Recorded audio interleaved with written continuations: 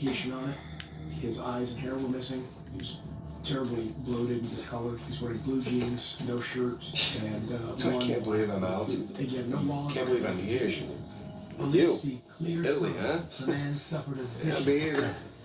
Just wish the circumstances were less tense, you know? know? The sights are a bit more enjoyable that way.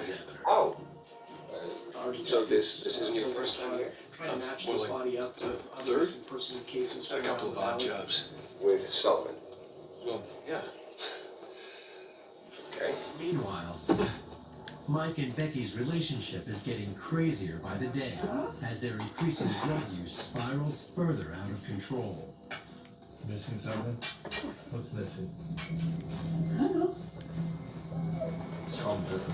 You know I like salt and There's no way up on that bridge.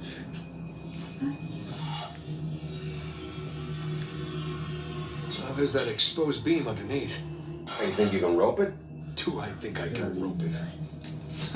Neither What one of is them this? had a job. I'm watching. Mike had been doing contracting work, which had pretty much vanished, or he stopped I missed. pursuing after he met Becky. Yeah, see, it's all in the wrist. Here, let me see it. See? Yeah, it's not bad. For a second attempt. Here we go. He tells people what they can and cannot do. And when something needs to be done, he's not the one who's going to go out and do these menial You see tasks. that? Oh, like a pro. It's your turn. Becky. Whoa! On her way home from job hunting, Becky stops at a gas station. Okay, so where to next? Local plumber Robert Miller likes what he sees. And it's not her resume. Robert tells Becky he might be able to hook her up with a job. Hey, let's switch places. All right, climb over me. I've got a good grip. Okay.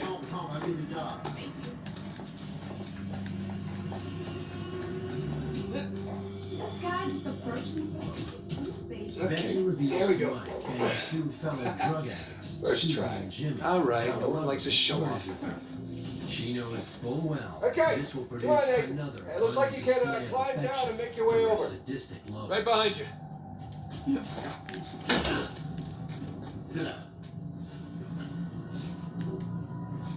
Calm. Calm right now. Calm. Tell me your girl for. It's Becky. The gas station? Yeah, you wanna come party? Okay. I got a girl from here, you know. Becky knew Mike well enough to know that he would do really outrageous and vicious things, not just to protect her, but to flaunt his power and control over others. They made a plan with him to later that night. I'll see you then. We'll be ready. I'll teach you in these things.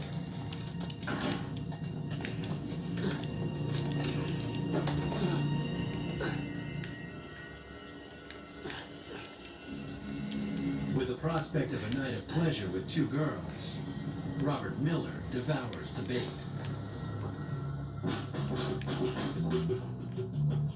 Boys up! Swing! Ready for a regular party? I'm ready. You got it. He thought he was walking into one situation, an opportunity for Oh, he lust will not and speak. pleasure. But before his night of passion-filled dreams are fulfilled, Mike Murdoch storms in, ending the party. Jesus! The absolute terror that awaited him. Ehi, hai scommesso la partita? Shut up and not move muscle. Inghilterra, tradico. Non confondere l'orgoglio nazionale con la realtà. Okay. We're good. Jesus, did you see him? That Renethor was packing some serious heat. Dreams of a threesome with Becky Shut Ward up, and her guys. friends. Sam, we're gonna pull this off so smoothly and quickly. It turns into a nightmare. Hope you're right. All those years. It's the little Instead things of that you getting miss the lucky, most. he's caught in a trap set by Becky's Like what? brutal boyfriend, Mike The Murdoch. smell of fresh citrus.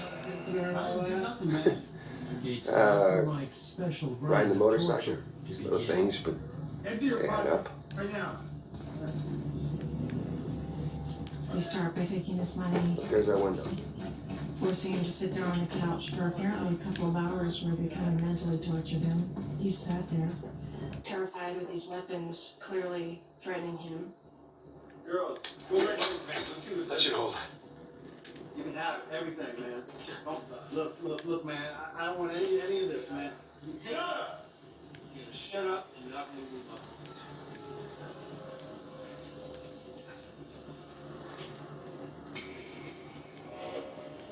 Hey, girl, how's it looking? Got lots of power tools. Did you touch anything? Were you wearing gloves? No. All right, come on down. Man, you know what I have to do now? So he has to be thinking in his mind, what's going to happen to me next? It's going to hurt. It's going to hurt. These landings are a little more painful than I remember. Yeah, tell me about it. Mike fancies a bit of So, but this event Your other wonderful finds. the ones I missed. You at least take any pictures? You're the one that said he was touching you and everything. I wish. Elena filmed some of it, but the camera didn't make it. Seemingly generous too bad. offer I have some to drawings, allow him to participate When we get back, in the show you. violence. You have He drawings? got to be the gatekeeper. What are they up on the fridge or something? No, they're good drawings. He was in control. Can't wait. He got to direct other people, and that's where he drew part of his power. I think I was talking to your girlfriend, man. Come on, no, seriously, man. No, I'm just talking to her, man. Get in! I cannot get in there. Get in there! Get in! I'm gonna stay in there until I figure out what I'm gonna do. Robert Miller realizes he's in desperate trouble. Claustrophobic! I'm claustrophobic! He's a large man crammed into this space, knowing that very violent people are controlling his destiny.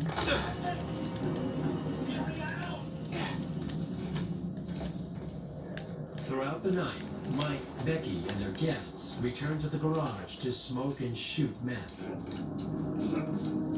Robert Miller This looks remains promising. smoking in the trunk. I think you mean precarious. Before the sun comes up, Mike and Jimmy ditch Robert's van on the road near Whitman. You okay up there? Yeah.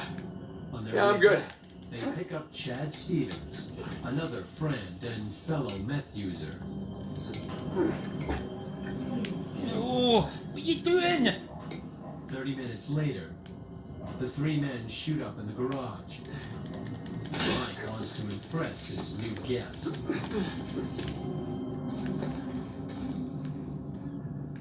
Yeah. Want to see what's in the trunk? Got something really cool.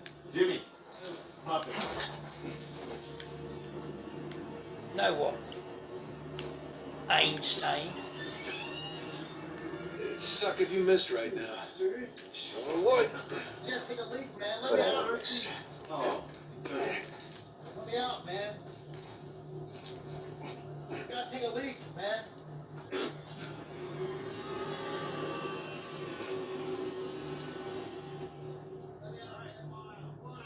Mike, being the great compassionate guy that he is, helped him out of the trunk, and let him walk over to the corner of the garage, let him start relieving himself. He was a brass band that hoped that things were going to turn out better. Little did he know that he was going to be not much more than batting practice.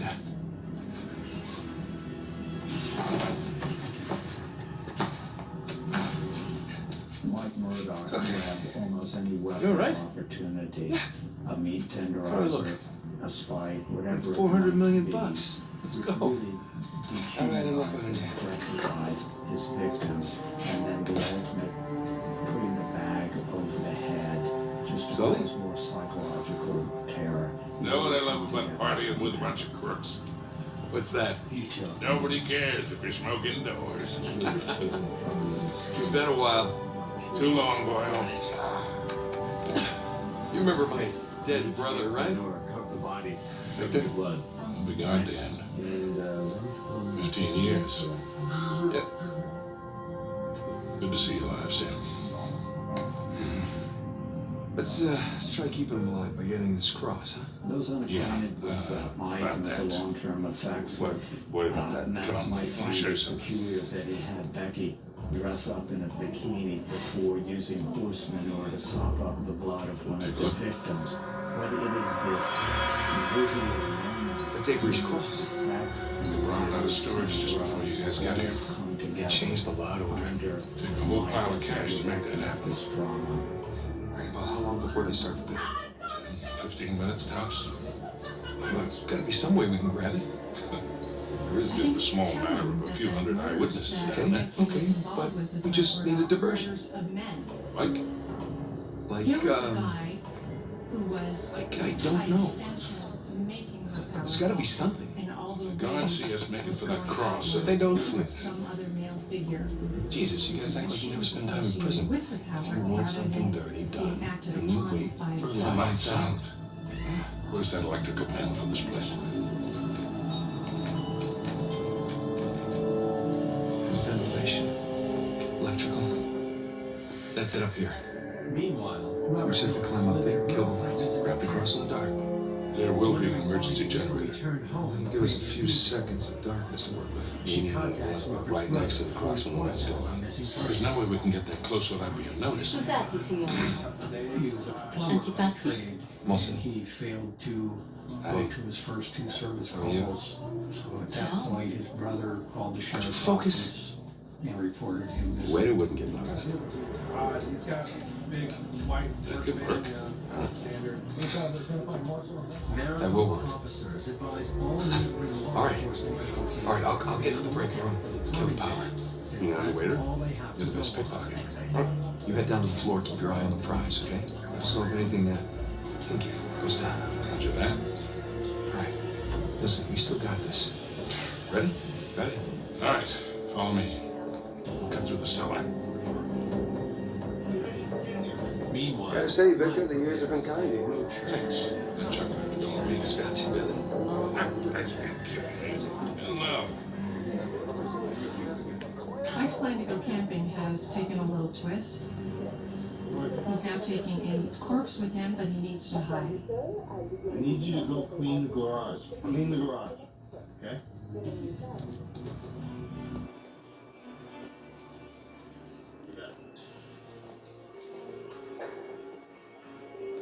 You see, Mike heads north for over an hour to a peaceful place where he likes to relax and unwind. Cellar's just through there. Let's go. It's a campsite he calls heaven. This place is fancy. It's a mistake, please. She really can't take that.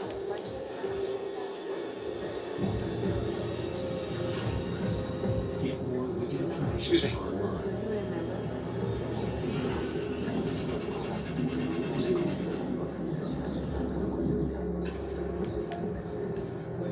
Here we are. Let's do this.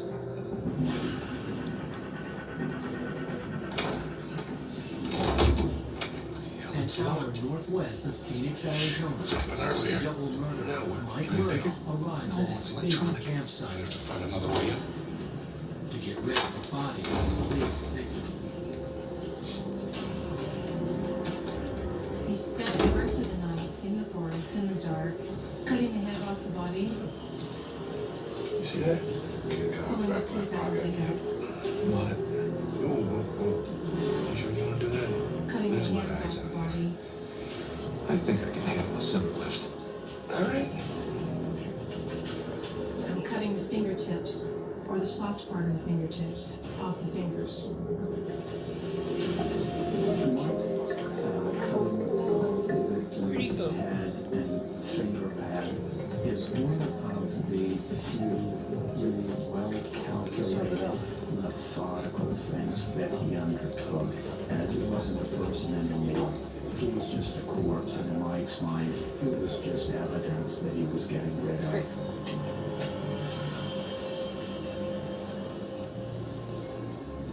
Investigators check cell phone records and discover 5 calls were made to the same number the day Robert Miller disappeared. That's Frankie. Yeah, you wanna come party? A detective dials that number. Becky Wars answers.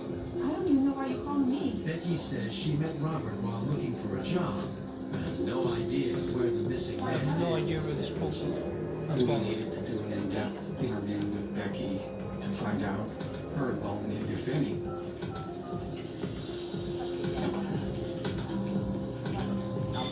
Huh? Come on.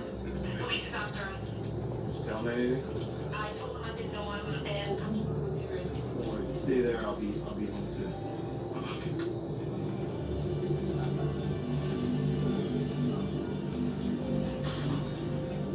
We attempted to bring her in for an interview, but she basically no-showed us. Robert Miller's employer hires a plane to conduct an aerial search of the expansive desert surrounding Whitman, hoping to spot his van. 2 days after the murder, Oh, fuck's sake. deputies locate the vehicle, abandoned near the cemetery. His briefcase and work boots are inside, but there's no sign of Robert, his wallet, or his cell phone. Investigators are alarmed when they realize Becky Wars is still actively receiving calls from that missing phone. We A needed little to help find would be out nice, like. to see who was placing the phone calls. Investigators then receive an anonymous tip claiming Becky Wars' boyfriend, Mike Murdoch, killed Robert Miller. At that point in the investigation, we were only armed with the information that Mike Murdoch had beaten him and that he was dead. Where the fuck That is this the guy? phone was still being used. Huh? The obvious plan was to locate the phone, locate Mike Murdoch, and attempt to locate the victim. Witnesses tell them that Mike loaded up his horse trailer and left town. We knew that he was camping in Yavapai County. We did an attempt to locate on him through Yavapai County Sheriff's Office. Meanwhile, Becky panics and decides to run away. She and her friend Susie loot Mike's house, pawn his stuff, and flee to a nearby hotel. Oh, fuck this. This is stupid as fuck.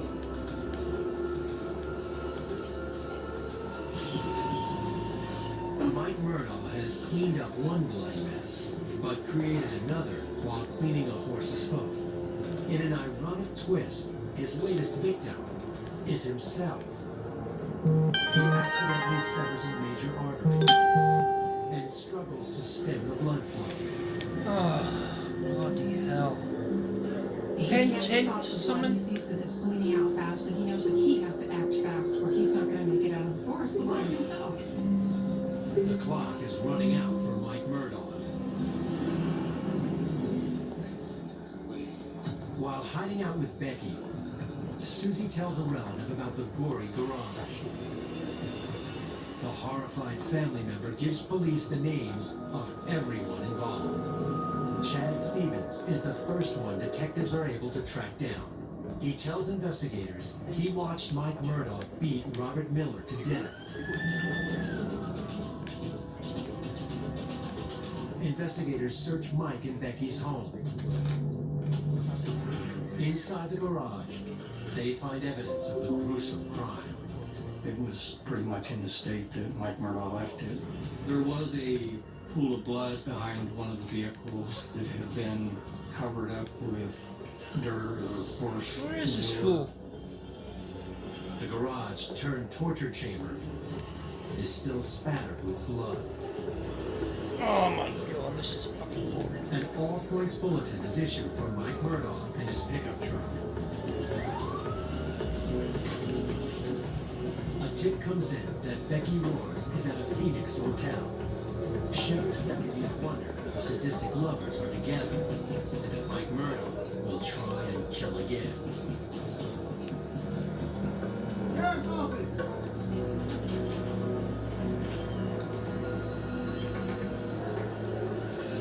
What? You don't know where this guy is.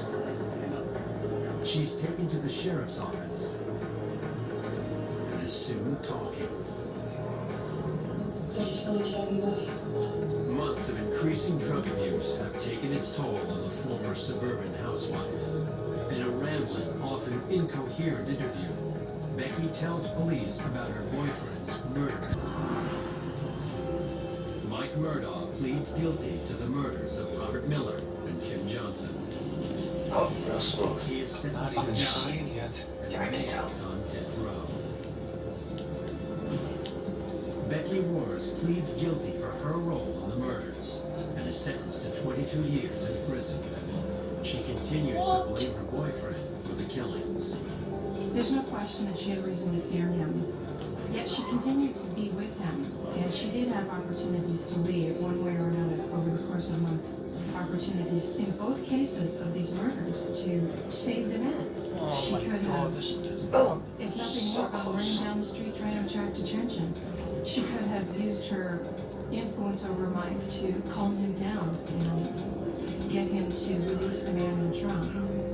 Becky has a history of being described as a meek and powerless person, that Mike could give power to her sort of in a vicious way. Oh, for where Christ's sake! Disappointed? she had to watch it happen, and that was Why her not? guy That's all. who was doing it. She You're a was lazy enjoying pickpocket, mate. those murders. I do She these things. liked the power. She liked saying that she had a big boyfriend that she could basically twist around her little finger, and he didn't even know it. He thought he was in control. Jimmy Smith pleads No, what? guilty to second-degree murder, kidnapping, and armed robbery, and is released from prison in 2011. Susie Stevens maintains Oh, she knew great. nothing about Robert Miller's murder until she saw him lying in a pool of blood in Mike Murdaugh's garage. Oh, She great. is charged with kidnapping and spends 3 years in prison.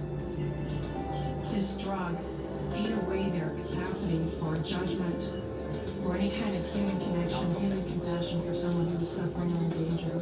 It's really horrible what they were willing to do for their supply of meth. Becky had felt This powerless fucking most of her guy. life. handle events. And here was a guy who was very powerful that she could control in her own way, and that's quite a little attraction.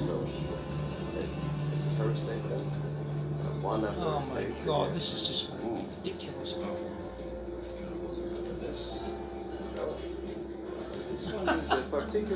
Oh my god. What the fuck?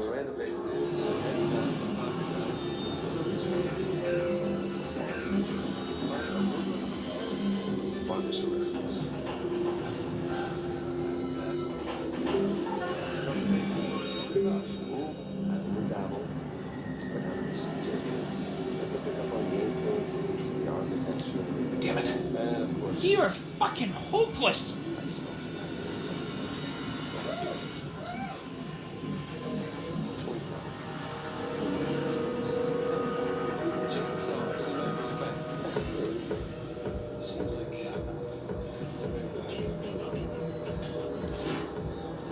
Fucking finally, Jesus Christ! On October 6, 1988, a man named Ken Wood arrives at the Walker, Michigan Police Department with a bizarre tale. Ken Wood proceeded to tell me that I should have watched professionals at work. Professional! He's far from professional. Ken's ex-wife, Still Kathy need Wood, these. is a nurse's aide at the Alpine Manor nursing home. Ken tells police she confessed to helping murder 5 patients Good luck. with a fellow nurse's We'll be in aide touch. during the winter of 1987. Authorities remain silent as he pours out the details of his life with Kathy. After a short courtship with 20-year-old Ken Wood, Kathy, age 17, became pregnant, and the two were married right away. She gave Hands birth in the to a air. daughter in February of 1980. Well, the new mother, Ken, is really strong. 11:18. She can't seem to find Pleasure to see you again. irritated by the Only this fact time, that, I've got the she drop won't on spend you. time with her. Well, I guess I should be Kathy glad that's not withdrew real and done. refused to do anything around the I would house. recognize you out of your fatigues. Yeah. And she just You know how it is. basically Every once in a while, a job requires us to get all in his own house. dolled up. Ken hoped that a new job. Looking sharp, by the way. Manor nursing home Look would at be yourself. a positive experience for her. It's so out of place here. Can't tell you what a relief it is to run into another English speaker. Even if you are American. Who left to blame my parents for that one? I was on my way to the bar. Can I get you something? I'm right. Be right back. 8. Catch all that? Yes, I did. Sounds like the lady's trying to buy you a drink. Yeah. Nadine Ross is buying me a drink. It's not Nadine Ross. she had an affair. Isn't she on that Army for Hire? It's called Coastline? Shoreline. Yeah. But you had a run-in with them. It's putting it mildly. Fortunately, she does not seem to be holding a grudge. I'm good to go, yeah. All right. Listen, we're all set, Sonny. You stay out of trouble, okay? I'll try. Ready? Ken was humiliated Yeah, let's do it. his behavior. No more pickpocketing the host. I gotta find where the waiters and caterers are hanging out. Over time, Another one out of the kitchen, a probably. little mind game she Let's go plays find with the them. kitchen. For example, is she gets girls to call Man, her house, pretending enough to food be down here for a small town. while listening in on the other line. This is the kind of mind games that Kelly would play with everyone, no matter who she comes in contact with, in order to create chaos around people where she can reign queen in the middle of all the drama. In August of 1986, See a waiter in there? Just more heavily armed goons. Ken moved out and took their daughter with him. Kathy was unfazed. She didn't really want to be a mom. She wanted to be the center of attention. And it's hard to be the center of attention. What is this? It wasn't on the blueprint. And husband. 1 month later, Kathy met Gwen Graham, another nurse's aide. Locked, of course. I didn't pay her much attention. Okay, plan B. Well, one day I was sitting in the break room and Gwen walked in, and that's the first time I noticed her scars. So I started watching her a little bit. She made me feel pretty. She made me feel special. She would do things that I wanted to do. The two had a relationship that lasted 9 Here you go. months before Gwen abruptly moved back to her hometown, Tyler, Texas. See some vents up there. That's when Kathy told Ken Hey, that while check they this were out. lovers, they murdered 5 patients. Walker detectives don't know what to think. With such bold allegations, police must There we consider go. that Ken is seeking revenge over a failed Never dare be relationship. light. I'd like to go in this joint. Don't suppose your brother. Yeah, that'll do. The next morning, police run a background Because it's check always a on good idea to bring a Ken smoker and along. Kathy Wood and find Let's see. no criminal Need to records. run. Detectives contact police Man, I'm starting to get a little in drunk Tyler, off the Texas. fumes in here. Gwen Graham Oh, good now thing lives. Sully's driving. They learn she has an outstanding misdemeanor warrant for her arrest for writing bad checks 3 years earlier. But she has no record of violence. Ken Wood's outlandish tale leaves detectives Maybe the with vent no access is choice behind these other than casks. to question Kathy Wood. Yeah, I was suspicious. That's a lot of really rare vintage. Yeah, maybe Alcazar can just settle for some good wine. That's something telling me Police that's not obtain gonna a fly. search warrant for the Alpine Manor nursing home. They examine employee and patient records. We were most interested in some of the patients that had passed away while Gwen Graham and Kathy Wood were working together. You know what I'm looking for here. Ken Wood gave, I believe, 2 to 3 victims' names, especially the first one, Marguerite Chambers. On January 18th, 1987, Marguerite Chambers died after living at Alpine Manor for 5 years. The cause of death was listed as natural. She was 60. Hey, should we worry that Victor is chatting up Nadine Ross? That's some pretty scary stories about her crew. Yeah, don't worry about Sully. I can talk his way out of anything. Gwen told me that she was going to do her.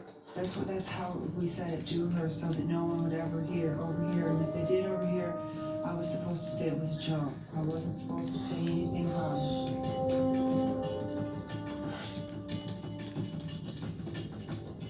Less than a week passed before the next death.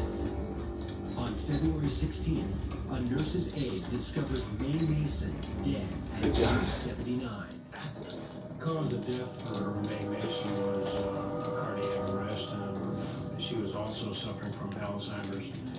The nurse on duty checked 2 hours before and found that she was okay. 2 hours later, she was dead. According to the hospital records, over the next few weeks, 2 more patients, Bill Burkhart and Edith Cook, died in their rooms. There you go. Most people go into nursing homes, leave nursing homes that way, and 99% of the time there's never an autopsy or a medical examination. There was no increase whatsoever in the number of This way. deaths that they had when Glenn Graham and Kathy Wood worked there, so there's nothing to show that these people were murdered. But a strange Hey, look, the incident vents. does It's our way out. spark the investigators' interest.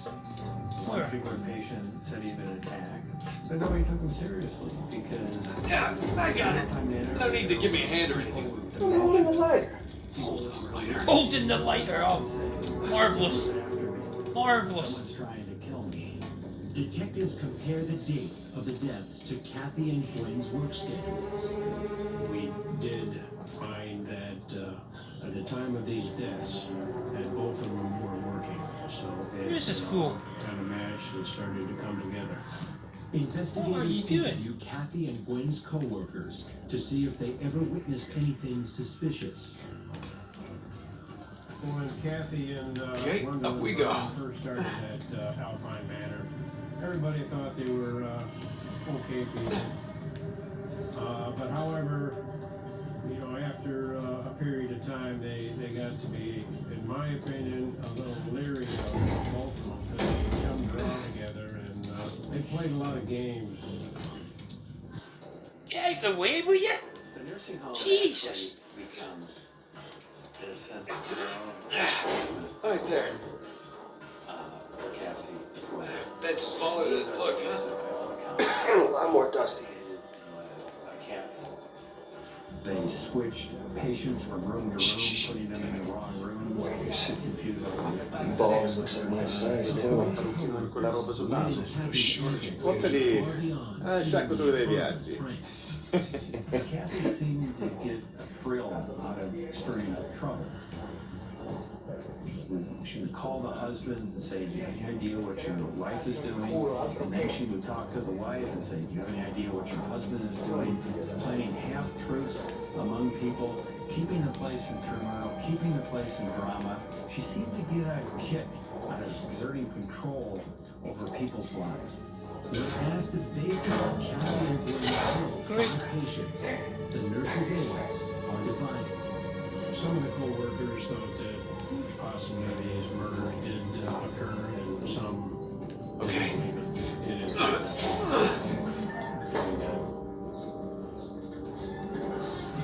I felt that it was necessary to grab Kathy. She was working that day and bring her down to the police department and talk to her. Kathy tells police it was a joke. She made up the story she told her husband. Yeah, I don't believe it was a joke.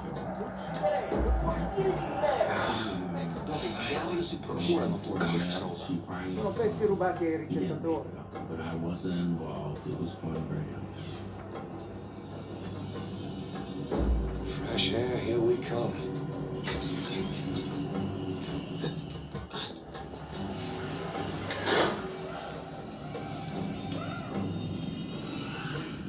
Michigan police questioned Kathy Wood after she confessed Hey, check this out. to helping See that murder building with the 5 radio nursing tower? home patients You mean the cell with her tower? ex-lover, What? Gwen Whatever. Graham. Listen, that's the power room. Yeah, you're right. Let's see how we get past this gate. Kathy gives detectives the exact same story she told her husband, Ken Wood. Gwen would roll up a washcloth and place it over the nose and mouth of the potential victim and smother them. Mother. Sam, up According to here. Kathy's, I'll boost you up. version of events, All right. Gwen killed patients. All right. Quote unquote. Good thing you kept in shape. That she would become very tense, but when she killed somebody, she would always feel better after. There you go. These are kind of thrill killing. Thrill killings are much more an expression of deviant Sully, we just got out of the wine cellar, heading to the power room now. How's it looking? Sully? You there? It's comparatively Must be a bad spot for a signal. women to be involved. But he's doing okay. 5% of violence. Found the kitchen. Is going to And of course, it's locked. Gwendolyn Graham suffers from two coexisting personality Sam, disorders. look. She suffers Maybe from we can use that. borderline Find a window. personality Welcome to the disorder. kitchen. She has a That's a very good idea. psychopathic I'll feature. boost you up and you What take that care of the ladder. means is that she is chronically unstable in terms of her moods and her interpersonal relationships. They vacillate without reason from good to bad, from love to hate.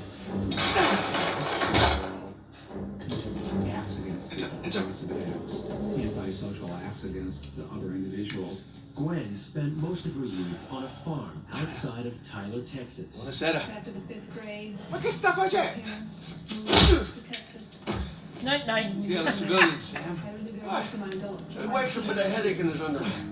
Gwen's been there before, raised right? her with like a bit of kind Right. of country psychology that I got it was mine. good for a child to see You get yours. life and death, to see where food came from, you know, how Okay, it let's turned get to the into power food. room. And so Gwen often had to witness the slaughter of pigs and beheading of chickens.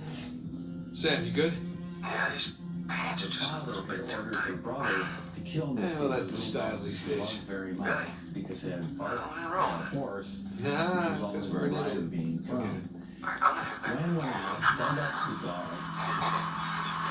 Sam, you there? and saved its teeth Sam? and its skull in a Sully? little alabaster heart box Right. carried with her. Her mother didn't show her much affection. Her father had the idea that if a baby was held by its mother, or a child was held by its mother, it became weak. So Gwen spent a good part of her very early development untouched by her mother. According to Get Gwen, up there. her father became a violent substance abuser who sexually molested her. On the borderline personality disorder, sometimes they literally feel as though they're falling apart. Their personality is falling apart. They need something to ground them. And the way they often do it is by burning and cutting. Gwen had a Okay, 41 just different like riding scars a bike. on both of her arms. Several hundred from feet in hot the air. cigarettes she put on her arms, as well as a series of small cuts. These are cigarette burns, and I have cuts, a few. They were done when I was 16. I was angry for Doing this is a remake. being molested, and I did it in an effort to make myself ugly so it wouldn't happen again. At 22, Gwen moved to Grand Rapids, Michigan, and got a job as a nurse's aide at the Alpine Manor Nursing Home, where she met Kathy. No. Kathy Wood grew up with her own dysfunction. She was born near an Air Force base in Washington State in 1962. Her father served in Vietnam. Well, Catherine Wood's childhood, in some sense, is a bit of a mystery because we only have pretty much her accounts as to what her childhood was like. The way she portrays it is that she was unloved, that her mother was very harsh on her, that her father was physically abusive, that she had very few friends. I didn't socialize for a while. I stayed by myself. I was a real shy kid. Even her introduction sexually to the world was a somewhat macabre introduction. And that she had fell in love with a young boy, had her first sexual experience, and it turned out to be a female. Now we're talking. She spun this into the story that this was her first homosexual relationship. Guys, if you can hear me, just about at the power room. Should be there soon. And felt very betrayed. Ish. As it turned out, Kathy knew exactly who she was. She never thought that she was a boy. So in a sense, this was a story that was made up by Kathy Wood to incur sympathy from other people. Kathy Woods was diagnosed as being both a pathological personality with narcissistic behavior. Narcissism is a self-centeredness where other people are only seen as extensions of your own needs. You see people as they're only good to you for what you can get from them. No. And that you are better than everybody else. And it's a kind of a grandiosity. The rules don't apply.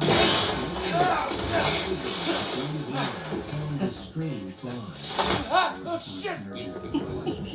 I can't believe you got away with Idiot! it. Oh, we did not. No, we had our liberty taken away for a month. And what about the horse? Fortunately, we had a lot of carrots. One more sophisticated than the other. Recognize someone. According to Kathy, No. Gwen's aggression I thought begins to it did. show No. itself in late January. But when am I finally going to meet that partner of yours? Drake? Well, that's ex-partner. Yeah, I've been flying solo for a while now. Drake's out. Oh? Like dead out? Oh no, more like retired. Last I heard, he settled down, got married. Well, then he might as well be dead. Kathy says that she was terrified of her lover. Victor Sullivan! The hell are you? Right? How long has it been? 10 years? 12? 15. That's amazing. All these years gone by, here we are, we're still haggling over dead people's junk. Really?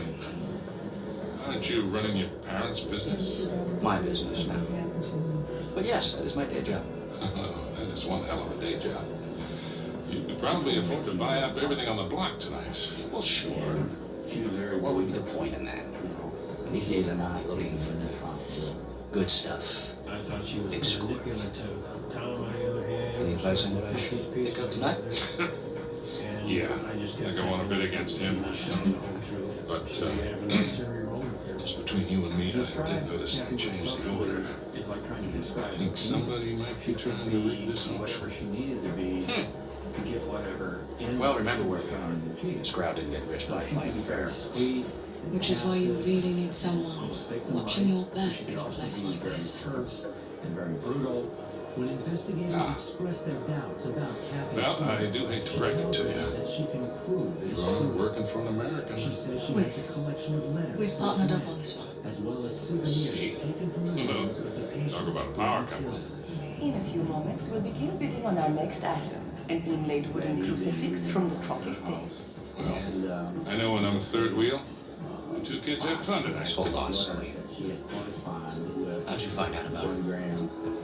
It's... Any souvenirs What it is that, Rafe? that were taken from the Nadine, I think your partner here has had too many Bloody Marys. Cut the bullshit! I don't know how you scanned your way in here, but if you think about bidding on your crisscross, I can tell you exactly how you're going to be in a goddamn Rafe! fight. In this investigation, it seemed like we're going round and round in circles. Well, So far, Ask detectives Klein. are unable to verify any of Kathy's tales of murder. Lovely seeing you at both. Alpine Manor. She agrees to take a polygraph Nate. test. Nate. Damn it, kid, where the hell are you? A total hoax, made up story. However, Tom, Okay. Detectives Power will brother. talk to Gwen Graham. I can do this. I ended up flying down to Tyler, Texas, where I met the investigator down there. Based on Gwen Graham's bad check charge, detectives obtain a search warrant for her home. When they arrive, they are met by Gwen and her live-in girlfriend. she's only 5'2". She seemed mild and polite. She didn't seem like the person that. Oh my everybody was god, saying this she is so was. frustrating. Gwen agrees to come to the station for questioning while officers execute the search warrant. Police look through her home, but find nothing connecting Gwen to the deaths at Alpine Manor. At the Tyler Police Department, detectives interview Gwen. They are unprepared for what she tells them. Why'd you swing? Why wouldn't you swing?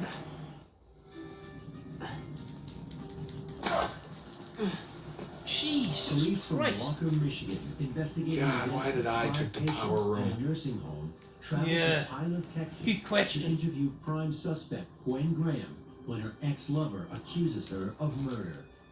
Gwen denies any knowledge of murder. I was not present at the time of any of these people's deaths. I was somewhere in the building working, that's all I know. Kathy's a sick mind, she'd say anything.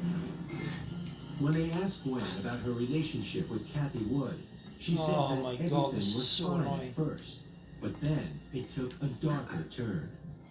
For Halloween, Gwen dresses up as a patient of Alpine Manor, complete with the kind of restraint that they put on some patients. And later in a lovemaking session, these same restraints are used to tie Gwen down to the bed.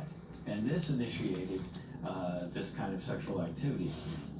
Kathy's obsession with her started to come between them. I got tired of Oh my playing games, all the games that were going on with people's heads. Gwen claims that Kathy was physically abusive and dominating.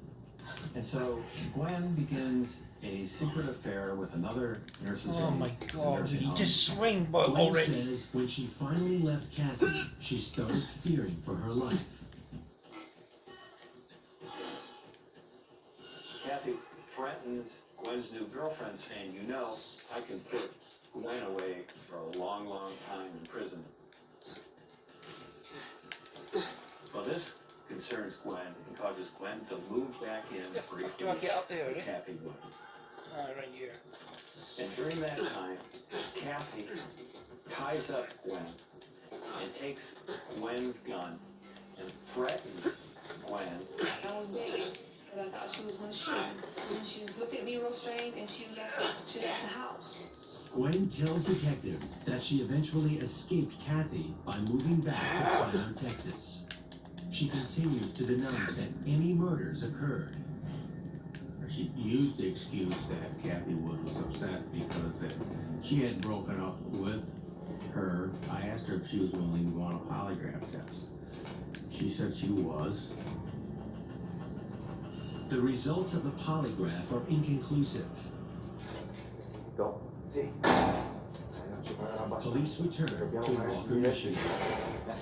With no evidence of a crime, most of the authorities Vediamo di non dover cambiare are altri ready to imposibili del start the cazzo stasera. investigation. Direi che per stasera può I bastare. had everyone Ma che diavolo?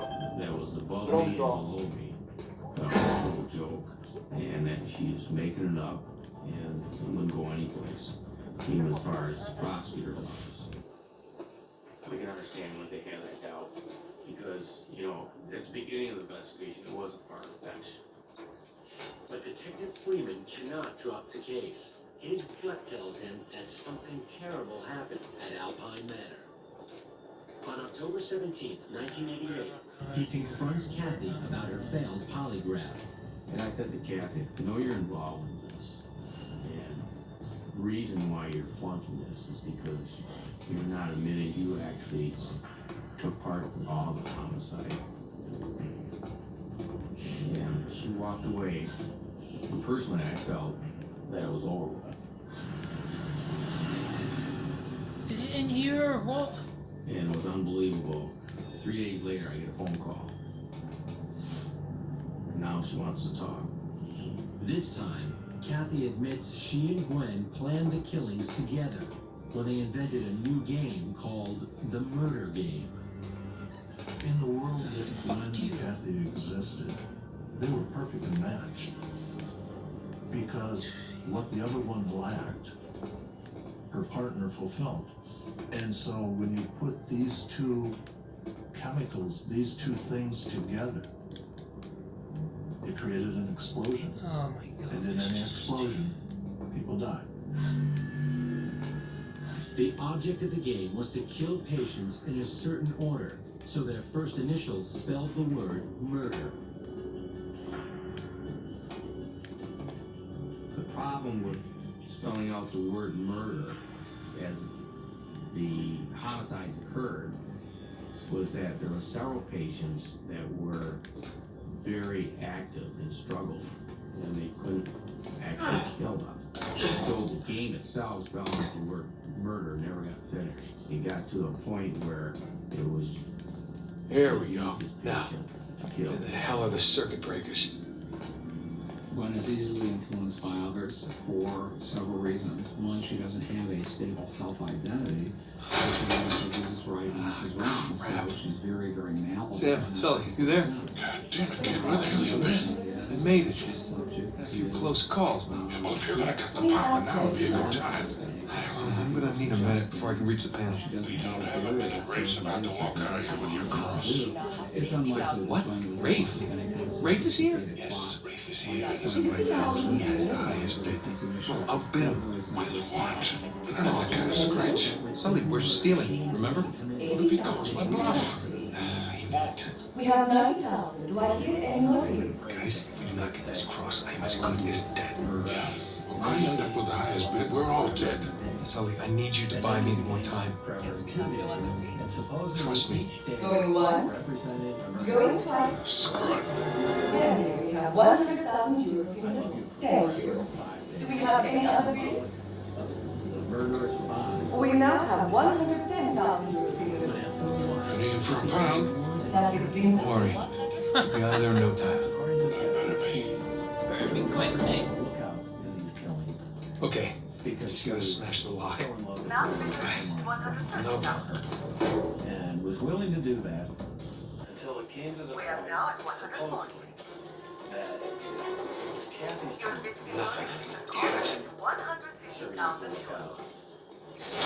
Gotta be something. Come on. This way. Yeah, give me a second.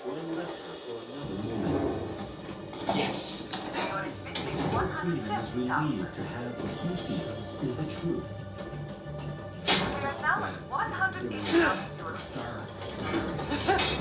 Gotcha. On November 23rd, 1988, he takes Kathy My boys met the switch. You ready? where she is As I'll ever be, Victor. Just a second. The gentleman's bid, 200,000 euros. 500,000. Let's get the show on the road. Thank you. We have 500,000 euros in the room. Does the gentleman wish to begin? The result of the exam indicated that she was being Had me worried there for a minute, Victor. regarding her Thought I might have to kill you. What? Okay. Let's ruin this asshole's evening. Anyone else? We are going once, going twice. Light check. Then I shall settle for 500,000. Ladies and gentlemen, please remain calm. The backup powers will come on shortly.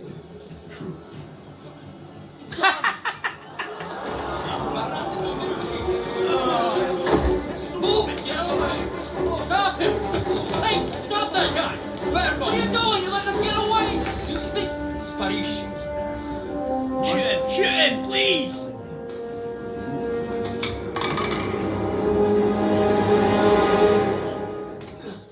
Sam, tell me you got the cross. Got St. Nicholas right here. You want to say hi? Someone or not? Yeah, we've really kicked the hornet's nest down here. Ballroom's locked down, security scrambling. Victor, where's our getaway? Come to the driveway out front. Just follow the spotlights. I'll bring the car around.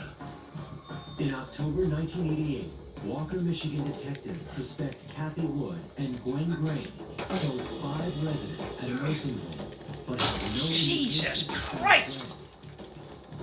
Tom Freeman wanted to continue with the investigation. He felt strongly that a crime occurred, and most of us thought that something happened, but we were up to the end of our rope as far as where to go from there.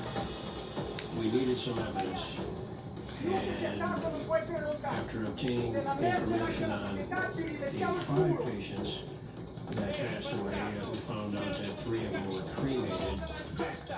There was 2 other ones that had not been cremated, and we were contemplating exhuming the bodies to see if we can find some physical evidence.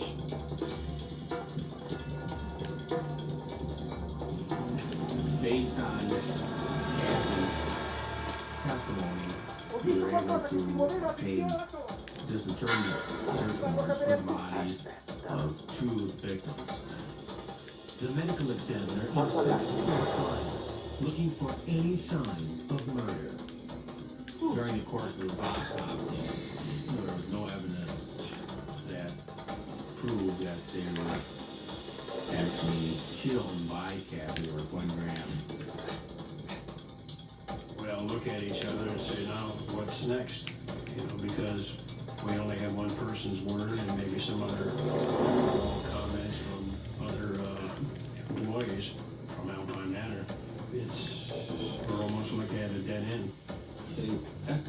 graves, dug up the graves, and took a look at the bodies, and the forensic pathologist changes the death certificate from natural causes to murder with no physical evidence finding it as murder outside of relying on Kathy Wood's statement only. I think that it does service to forensic pathology because it wasn't objective. There was no objective evidence whatsoever in this particular case. With the death certificates changed to homicide for Edith Cook and Marguerite Chambers' deaths, Detective Freeman takes his case to the prosecutor's office. We were able to obtain warrants for both Kathy and Gwen. These guys are everywhere. Ho visto qualcosa. Cos'è stato?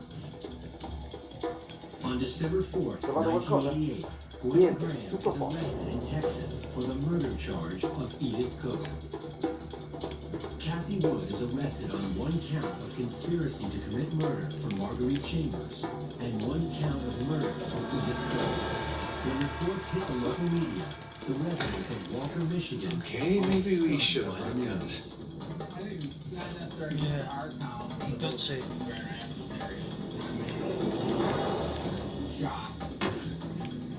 Yeah, multiple murders. What location? It's right in their back door. The trial is set for September 11th, 1999. In the weeks leading to the trial, conflicting stories only cause more confusion as to who is telling the truth. Kathy is, by definition, a pathological liar. When telling the truth may be more adaptive, she will continue to lie. And she uses it to her own ends. The narcissism kicks in where she needs attention. So she lies, manipulates the environment, gains the attention she needs. It doesn't mean that she's not capable of telling the truth. It simply means that she's a bad person in a Climb and get a good vantage point. Sometimes I like to say Non ce la farà. Ti troveremo e li riempiremo di buchi. and then everybody could just be happy and then the Resta concentrato. That's not so. One of the hallmarks of the psychopath, and this is certainly true of Kathy Wood, is the ability to manipulate people. And typically the way that's done is they find people who are damaged. Ma che... And they're needs that they have some... Wait, don't shoot at me! I'm lost! Help! Nathan, what is going on? I'm being shot at. Oh, fucking hell! I would say that Gwen's tendency to seek out other abnormal characters certainly existed for some reasons. First, it's nobody who's healthy would take someone being angry with you 1 minute, loving you the next minute, being inconsistent, stealing from you, and not expecting love from you. Plus, there are many unconscious elements that go into this, and people who are like Gwen will often seek out other psychopathic individuals and compliment them. While sorting through the case, authorities come face to face with her host of mental problems. Gwen Graham has two distinct sides of her. Physically, she's actually a pretty cute girl. She's not very tall, has almost a cherubic. Where's the ballroom? Driveway's right in front. Kind of bashful, shy, emotional, very sweet. There's another side to her, which comes out which is more like the fighting bulge. A girl that likes to get in fist fights, has a bit of a temper. And when borderline personalities act out, they often do it without remorse. Where's the ballroom? Driveway's right in front. Unlike a psychotic who thinks people are out to get them, these people understand what is real and what is not, but they lack the normal feeling for other individuals. Gwen is totally driven by her impulses. Everything's fine. She lacks the You got a good look at me. Just gonna play cool. Stroll right on out of here. Do this. Yeah, right. Headed for trouble. In April, Kathy signs a plea agreement. In exchange for her testimony against Gwen, You're not supposed to she be is back yet. formally charged with one count of conspiracy to neither are commit you. murder and one I'll tell you count what, of I won't tell second-degree you murder. if you don't. Based You on have Kathy's something I testimony want, at Gwen and Graham's you're going to give pre-trial, it to me. Gwen is charged with 1 count of conspiracy to commit murder I'm and flattered, 5 but I'm counts afraid of I'm spoken for. first-degree murder. If you'll excuse me. I'm not in the mood for games. Give me the crucifix. Lady, you're lucky I'm a gentleman. Because if I were... You'd what? Alright, fine.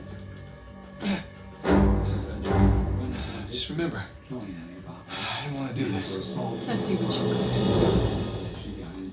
So, it's hard to know if she had done that. Could she have pushed to murder? Possibly. Don't telegraph her. Come here.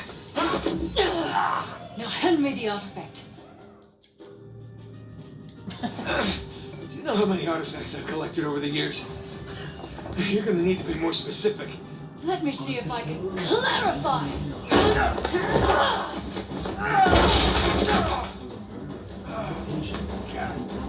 Alright, look. I'm still a little jet lagged.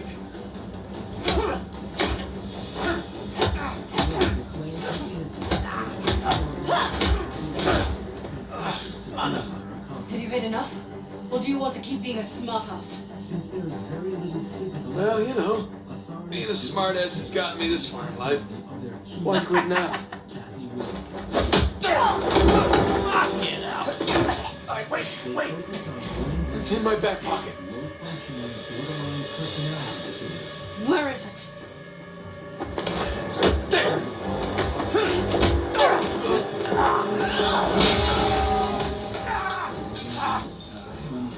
Psych!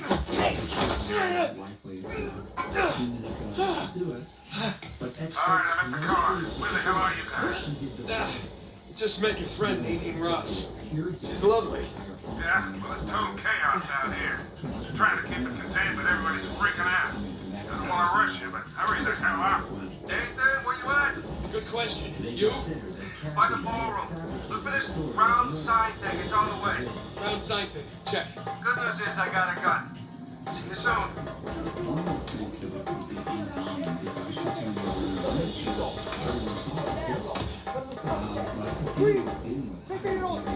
Ho trovato dei vetri rotti!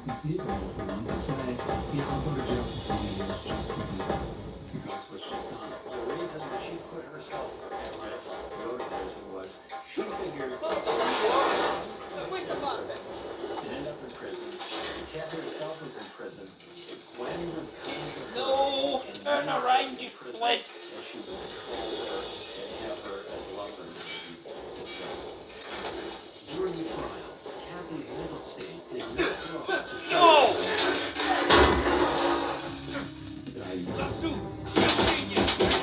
What are you doing? What's it look like?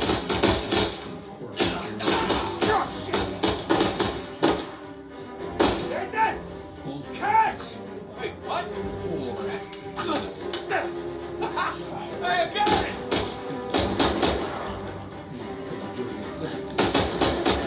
Nice shooting! But You alright? investigators are Yeah. concerned. Hanging in there? I can't get you from here. Hanging. Way down? Yeah, I think so. Okay. I'll meet you in the driveway. Just head towards the ballroom. All right, see you there. We had neither, so it was tough. There's no physical evidence. The only evidence they had was Kathy Wood's testimony, which was ludicrous at best. On September 13th, 1989, the prosecution's star witness takes the stand. She tried to cry, she played "Oh, for me" type attitude, I will fall an angel, I want to do what's right, which was nothing but a mind game that she played. And she manipulated, the jury, she manipulated the prosecution, she manipulated the police. Victor, I'm kind of stuck here. Any ideas? The fastest way is through the ballroom. You said the ballroom's locked out. Yeah, now that they know it's you guys, they cleared the place out. The ballroom it is. You get that, Nathan? Yeah, got it.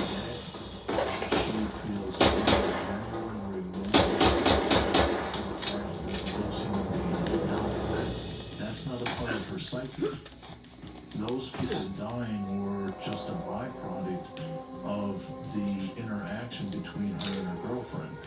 I saw the manipulation. Only people who weren't seeing it were the people being manipulated. Then, a surprise witness blows the case wide open. Probably one of the weakest cases I've ever had. I felt, at that time, I thought the case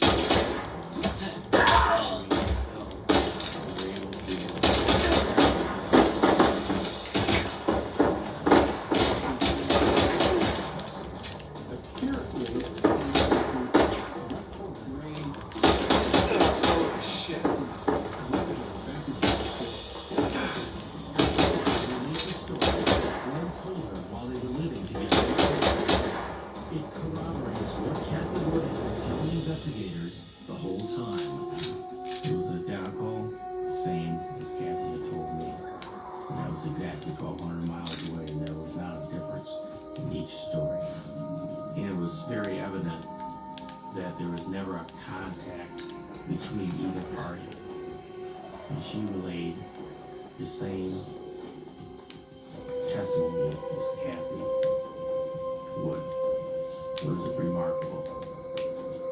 Not knowing each other. Oh, for Christ's sake. Very obvious. Oh, God. What actually happened. When somebody testifies after having no proof, it's not admissible in court. So the prosecution went far and above beyond their ethical obligation. On September 20th, 1989, Gwen Graham is found guilty of 5 counts of first-degree murder and 1 for conspiracy to commit murder. She receives 6 life sentences. Gwen Graham was totally decimated by the verdict in this particular case. She knew she wasn't guilty.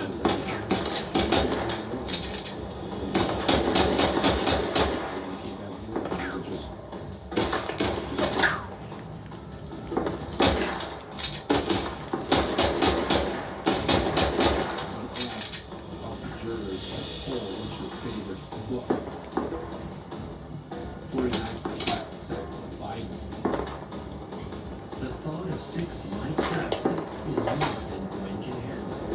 She and Joe Turner are shocked and outraged that the conviction was decided with no physical evidence of a crime.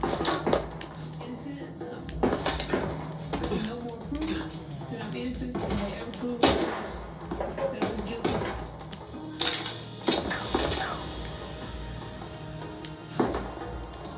Kathy Wood pleads guilty to second-degree murder. She receives 20 to 50 years and is eligible for parole. She was quite willing to throw herself onto the stakes of criminal justice in order to reach the diabolical ends that she always intended. Gwen Graham was What the fuck are you doing? She was put on trial for her lifestyle, and convicted for her lifestyle, which was a shame. My client is serving the rest of her life in prison for something she didn't do.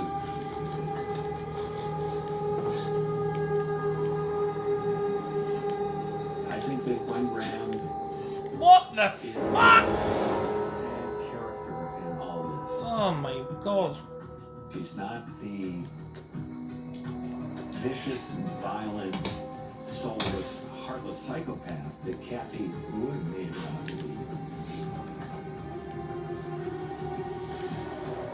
Gwen is her willing and unwilling accomplice, entirely manipulated by her. I guess the most important thing to me is knowing that they're incarcerated and they can't do this again. Dove diavolo si è cacciato? That's a key thing. It's too late for Margaret Chambers and the rest of the victims, but certainly it's not too late for any other ones. It seemed like justice was served, but there's just a gnawing feeling that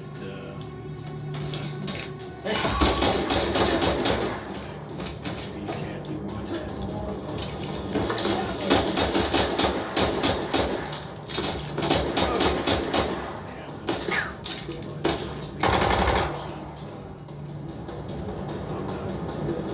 Kathy Wood is imprisoned in the town Tallahassee Federal Correctional Institute. In 2005, she Where was now? denied parole. Gwen Graham is serving her time at the Robert Scott Correctional Institute. Down there, fucking hell. This is one of the biggest miscarriages of justice I've ever seen in 35 years of crime reform. As long as she doesn't tell the truth, as long as she holds on to the truth, I sit here and she had control over my whole life.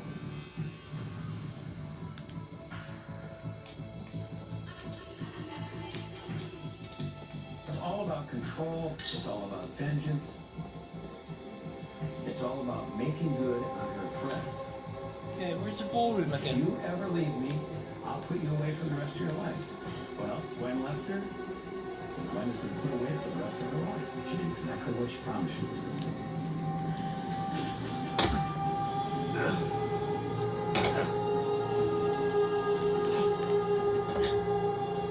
Okay, almost to the ballroom. Nathan, I'm pinned down in here. Use a hand. On my way, Sam.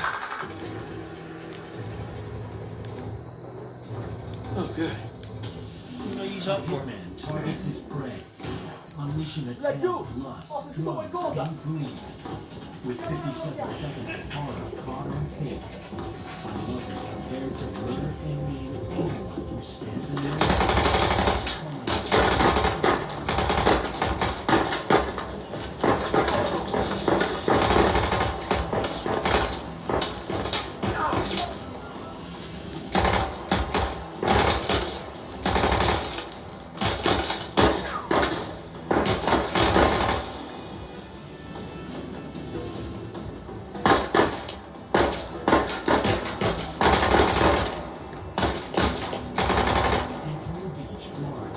Is where people come to call.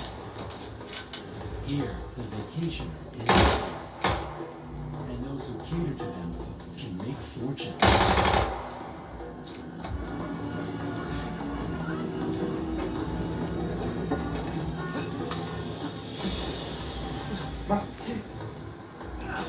In the family, someone is playing. Fuck! How do you change weapons?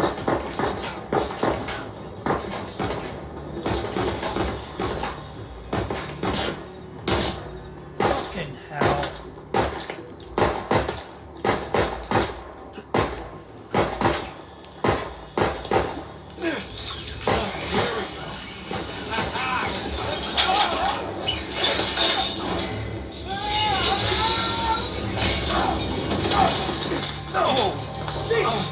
Hey, how's it going?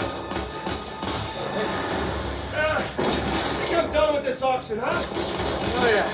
Me too. Got one. All right, boys, change your plan. Going Too somewhere? many people trying to leave. The driveway's all jammed up. Shit, what's our backup? There's that fountain just outside the ballroom. I'll meet you there. Got it. Go.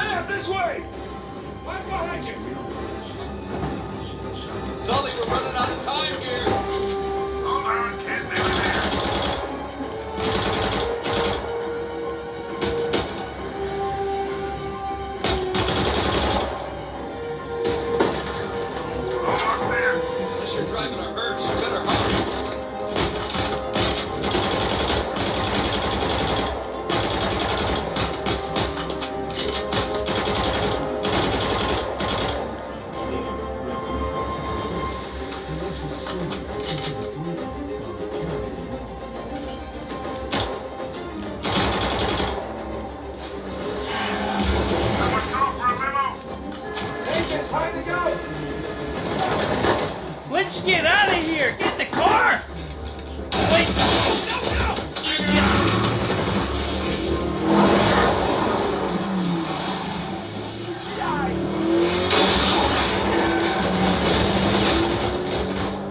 Cutie-o!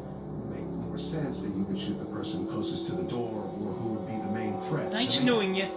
There are other unusual aspects to the crime scene. All for that. It looks like the shooter climbed in. I hope I don't go to hell for this. But there's a problem. It is physically impossible for any human being to get his body through that. It's empty. What?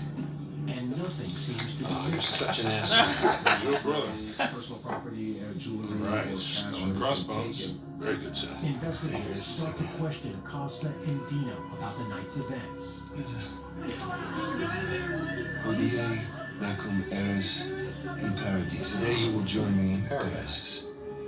It's what Jesus said the same business on the cross. Costa did the right thing. What about these numbers here? What do you make He of was this? a hero. Some kind of code. Because he shot the intruder. Or a phone number. And he defended his wife and Come on. his home, and they were so proud The of dates. him. And everyone was, of course, 1659. That's the year Avery was born. 1699. Let me guess. The year he died. Well, by most accounts, yeah, but it means we have Lisa Fotopoulos is date of birth, date of death, and She's paradise. a well-known figure in the She was Daytona looking for tourism community. Avery's grave. St. Dismas's Send out a Cathedral. news flash. Wait a second. We get a very routine. Hasn't Rafe been scouring that site for ages already? Yeah, the cathedral. Shot by the husband. See these symbols? From his bed and These are found on old shot Scottish him. gravestones. Meanwhile, the wife has a bullet in her Right? head and is rushed to the Look hospital. at this. The layout of She this was place well is known really in her unusual. community, as was Here's the her cathedral. family.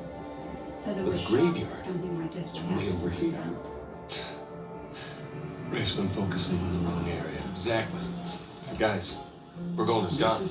Scotland! Wait. Yes! You do realize that Rafe knows you're coming. Yeah, we can deal with that when we get That psycho would like nothing better than for you to show up. Plus, he's got Nadine and a whole army to back him up. Yeah, but he doesn't have this. The biggest pirate treasure of all time is within our grasp. I thought this was about saving Sam. It is. But come on, it's both, right? We need the treasure so we can save Sam. We came here with very little money. How was Elaine cool with all this? Through some luck, slowly they Jesus, amassed a kid. very Look, nice it's just not little, that simple. business empire. With all that you two have been through together, She wouldn't understand this. you are not giving her enough credit. I can't take that chance. But there is one thing missing in her life. Nathan is Her right. husband. Even in modern Things have society, changed. Rafe's involved now. traditional values still I can take this on my own. and every Great. Greek Well, thank you for your American family both of you. wants their Excuse children me. to marry in their own kind, in their own faith, in their own heritage. I think it's time. It's me, yeah. Young man. Lisa's father hears that there's this nice Greek boy, and he's very educated, comes from a very nice family. And Something he's on a your good mind, boy. dear? So he makes the arrangements Okay, for them to meet. I realize it couldn't have been easy. Costa. Costa? All those years away. And I'm sorry for what happened to you. Costa doesn't smoke it's not or his fault. drink. I never said that it Like was. Lisa's father has Took a come to long America time for him to get out of determined this to game. succeed. I see you again. You see a gun to his head? He Working chose nights this. as a waiter. Okay, he's while meant for this pursuing a life. master's degree and You really a believe master's. Why are you The here, couple Victor? enjoys a whirlwind romance and soon marry. Because somebody's got to keep an eye out for Most him. Greek weddings are a big to-do. It was probably one of the bigger ones that we've had here in the Greek American community. Yeah. And of course, I will. a lot of Costa's family Okay. came over to I love you the too. wedding as well. Back. Costa Fotopoulos marries into one of the wealthiest Greek families Just told her in that the Daytona job was Beach. going to take a little longer than For the expected, first which time, is the has truth. plenty of money. Right? But his hopes Come and on, dreams Lisa. now appear shattered by a bullet Lisa, lodged use in our hand. Lisa's brain. Doctors decide Yeah. not to try and remove it, as she could I die do in hear the that the process. weather is particularly You're the fine in expert Scotland here. this You do time of whatever year. you think is right, and we pray for the best. Not wrong. Surgeons, though, will attempt the delicate task of trying to remove bone fragments from her skull. Oh. Rafe's really going all in, isn't he? Like he's got some. They're all concentrated around the The cathedral, so that's good. robot Costa is 18-year-old Ryan Chase. Because we are going to have that Costa graveyard all tells to ourselves. investigators he's never seen it before. The evidence Sully. suggests the botched Yeah. robbery. Hey, listen, we're good to go here. Realize Hey, everything kid. they uncover Happy hunting. isn't adding up. Nice chance to come And with. they soon discover Yeah, well, a unless you hidden can world find me an escalator, I think I'll pass. counterfeit money, Alright, see you in a few. and Hey, Nate. secret lovers. Yeah. Just just bring me back something shiny, will you? It's the plan. Look. Let's go pay our respects to Captain In Nate. Daytona Beach, Florida, the married daughter of a wealthy Greek immigrant is fighting for her life. Scottish Cathedral. Nice place to bury your treasure, no? Was killed moments later Not really. by her husband. By the time Avery would have sailed here, the place was already abandoned. That's true. Plus with the massive bounty on his head and a good place to hide. The intruder's actions continue to baffle So, investigators. what happened between you and Ray? How did he I couldn't deal with him. I'm pretty sure he'd had enough of me. I was still coming to grips with your How did he know the death, alarm with was his set? frustration from not finding And the treasure. most perplexing of all, I'm pretty sure he was why ready to hadn't he kill me tried by to the kill time I Lisa's bailed. husband, Costa. Imagine what he want to do to you now. Assistant Try State not to. Attorney David Demore reads about the case. It seemed like I was reading a grade B movie. The intruder jumps in the house, jumps out of the bed, shoots through the intruder, right through the wall. Sam, listen. Had a ring of It's something ruthless. being wrong to I it. mean, even more so than And when so we that teamed was up my with Sunday morning, and basically, I mean, I've I heard woke up stories. that morning and Trust thought me, me more too. about it the next day. All the more reason I don't feel bad about any of this. Detective shortly, and I did. So long, Rob. Yeah. We need to find another way down. In her hospital bed, Lisa wonders who wants her killed and searches for clues in her past.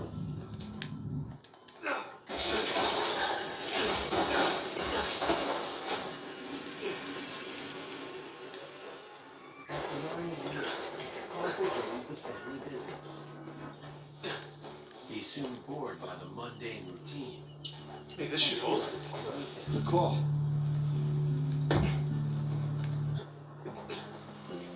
But he likes the money and uses some of it to pursue his main hobby, buying guns. Costa would have the hell is all magazines this? of guns and ammo, soldiers, a fortune. That's and great. For most guys would keep a Playboy magazine. This was a passion. This was part of his mantra. Costa. I thought they were just by the cathedral. Shit, get out!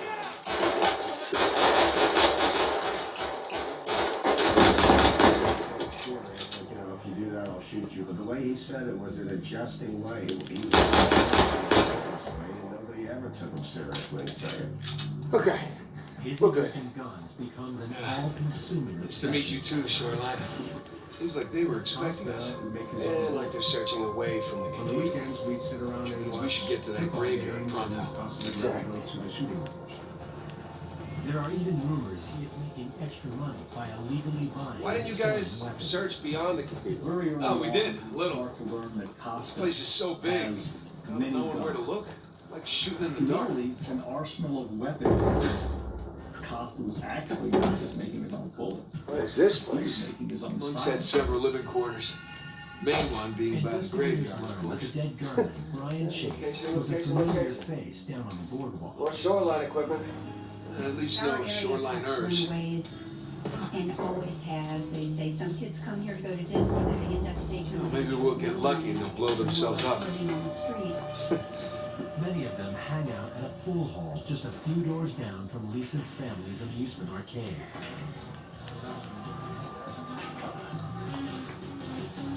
It's owned by none other than Costa Potapoulos, And 2 shots at Eva. and soon gains a reputation as a sleazy hangout, popular with thieves, prostitutes, and drug dealers. Lisa and her family are horrified that Costa is attracting a bad crowd. I was very upset. I knew that it wouldn't be run properly. And Now, what do you worked bet? hard, my sister and I, to Yep. make the Dynamite. boardwalk a family destination. Yeah, be careful with that stuff, huh? To jeopardize that. The most popular attraction in Costa's dive bar is Deidre Hunt, Those are some hot shades. known as Cherry to regulars. Hey, got the door open. That was She really attracted very loud. men's attention. Hopefully they didn't hear us. Hopefully we just blend in with the other explosions. Look, Costa way likes up the through the company roof. of his seedy patrons. It's too high for a and boost, lusts after his star bartender. Oh, yeah. As far as Costa's concerned, Deirdre is the exact opposite of Lisa. Lisa is a lady. She has class. Deirdre, she's a bawdy person. She can be very vulgar. Hey, So, you can use this to climb out of that building. living dangerously.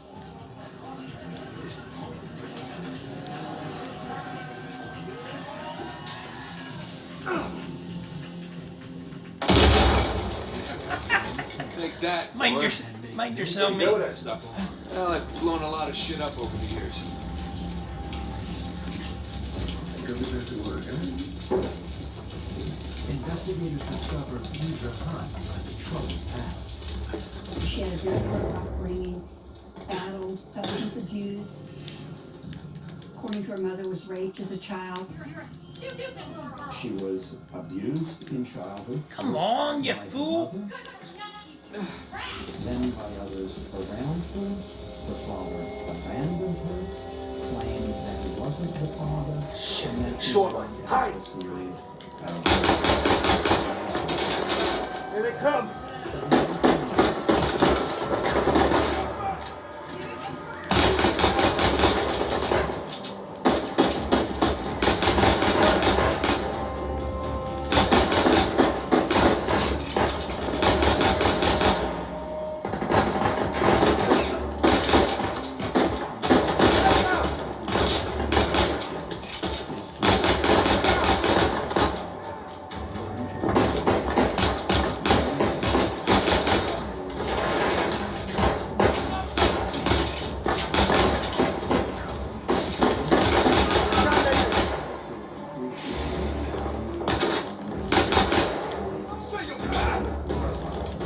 Fucking no fucking bullets!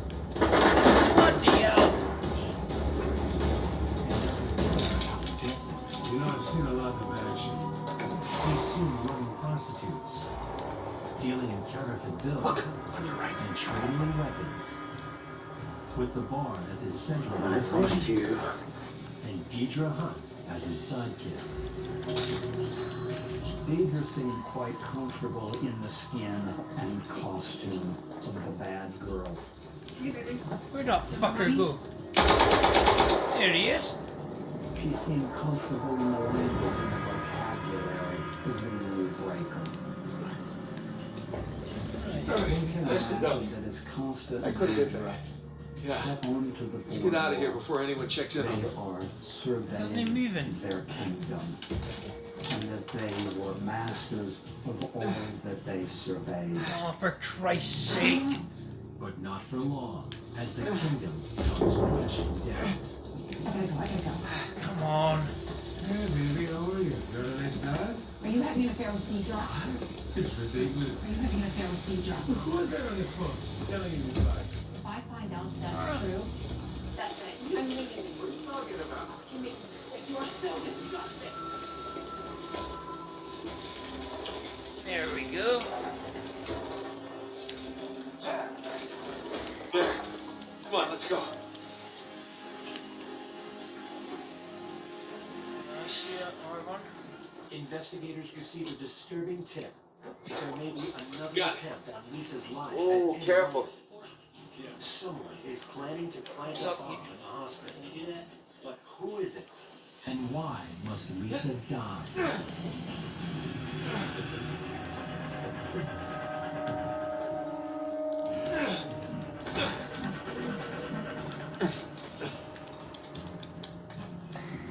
Police in Daytona Beach, Florida, investigating the shooting of a prominent businessman. Nathan, you while she okay? slept, I'm good. and began Just follow me. receiving tips from customers at her husband's seedy boardwalk bar.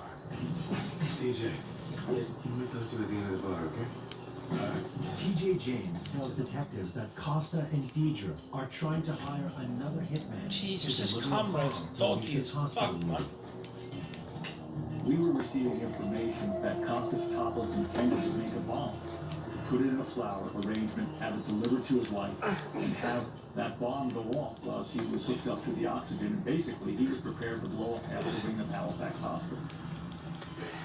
Lisa is placed under 24-hour protection as the police search the building. So we were running in circles because we were told at midnight the bomb's going off, and we didn't know where the bomb was. At midnight, nothing happens, and the rest of the evening passes without incident. Investigators receive other disturbing claims. Think you can do that? What are you talking about? I taught you that move. Alright, let's see it then. Offered him money to kill Lisa. He told me that he had been offered $10,000 to murder Costa's wife, Lisa. This is clumsy. Another regular at Costa's bar, J.R. Noonan, reveals the lovers also tried to get him involved. He came out and told me, Mr. DeMore, I was offered $10,000 to kill that lady. So the stories that we were getting, though incredible, were the kind you had to act on. We just knew that we had now at least 2 or 3 people telling us that Costa's accomplice was trying to murder his wife. What are you doing? I've done this wrong. I forgot the word. The mask.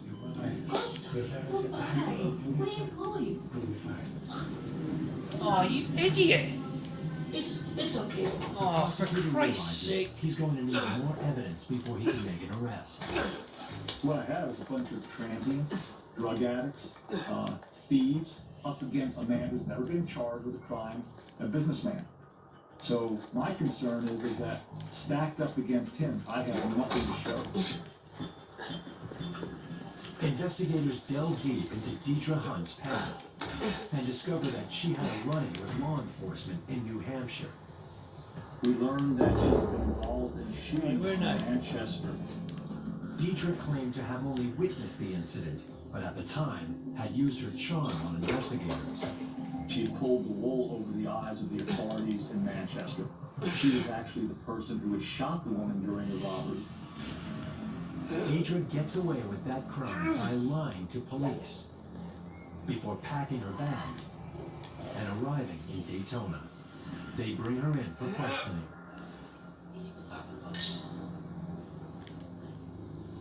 Deidre confirms her affair with Costa, but also illustrates her devious nature by admitting cheating on him with another man.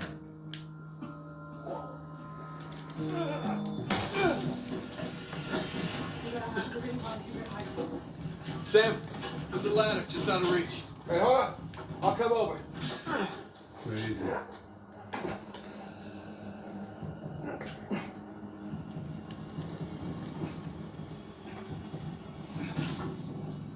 There.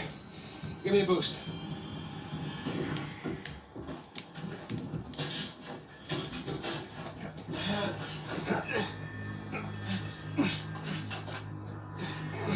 You won't be that bad. That should have been a telling indicator that the relationship was on rough grounds, but only for people I'll who pull you play up. by society's usual rules and expectations. Feel that? Deidre shares Costa's love of firearms. To impress her, he makes up Why the stories fuck- about being a secret agent and paid assassin. Working for the CIA and FBI, and she swallows all his lies. He talked up himself as being bigger than life. Costa sees Deidre as far more than his secret lover. She was a wonderful There it is. tool The monk's in dormant. his armamentarium. I'm skipping a jump away. Oh, Jesus. But Lisa discovers he's been cheating on her, and this time seems determined to act. Get away. Down we go. Burns a little. That was a fun.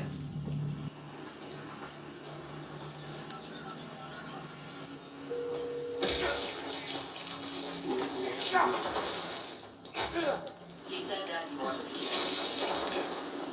I could do this all day. He walked out. That's when the plot started. Educate our younger future. With Lisa out of the way, Costa thinks he will inherit hundreds of thousands in life insurance. Money ran out. Investigators learn of a Halloween party where murder and death were to be played out for real. Costa persuades T.J. James to sneak up on Lisa.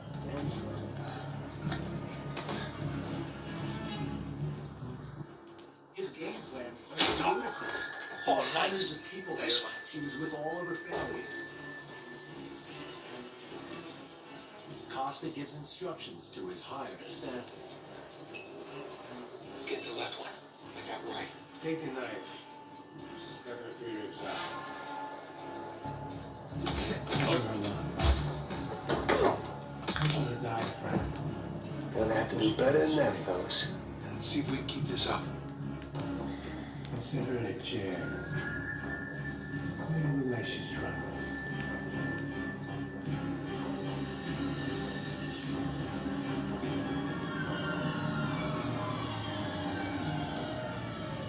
TJ came over. And I was like, did you do it? got that previous Like fight. that, it's not Devastating? like that. Yeah, you He said, said it's no, he called it off. He said she's sticking too tight. They're not slowing down, are they? So there'd be no way to do it. Result? Wants to be up to that.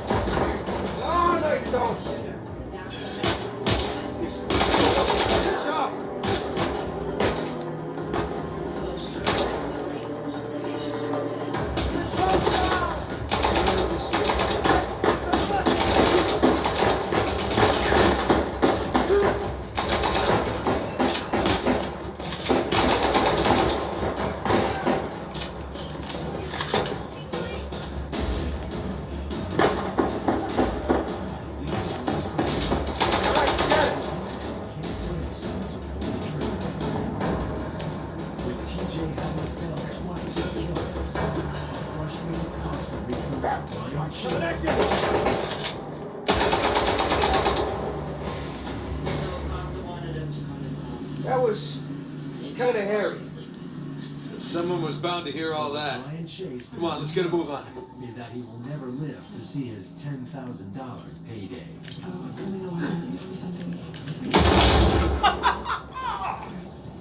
That was awesome. This way.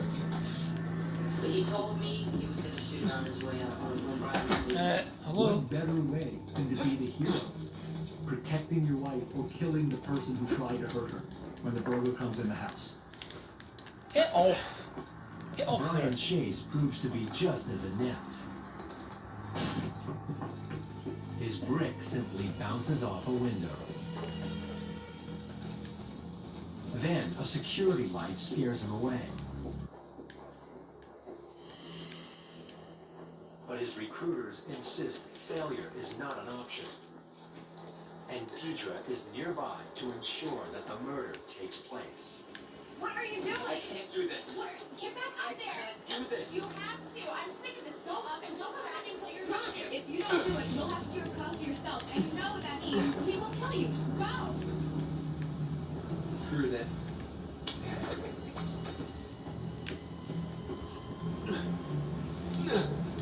Whoa. Despite his affair, Costa has charmed his wife back into bed. But while she sleeps, he sneaks downstairs to switch off the alarm. Right Opens beyond the door those for walls. Brian Chase to enter, and smashes a window to make it look like there's been a break-in.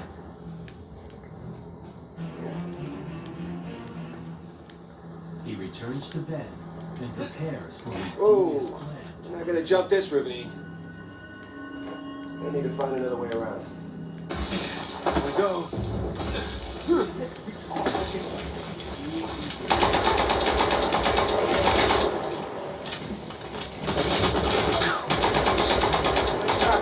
And switch the alarm back on before emerging.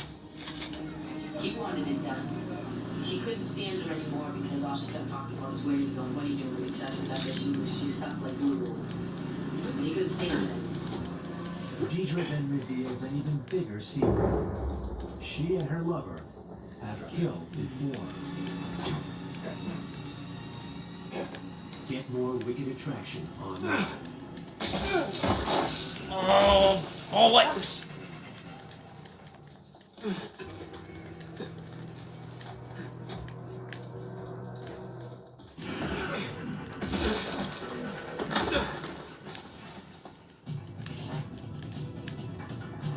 Deidre Hunt has confessed to investigators that she and her lover, Costa Fotopoulos, have been trying for days to have his wife murdered to get their hands on her money.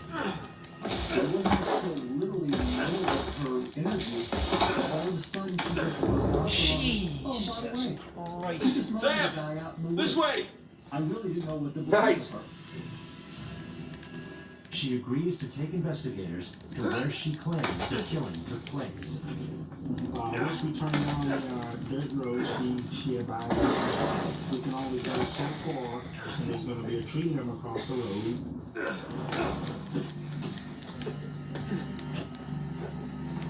She grabs the flashlight, and she says, there it is right there.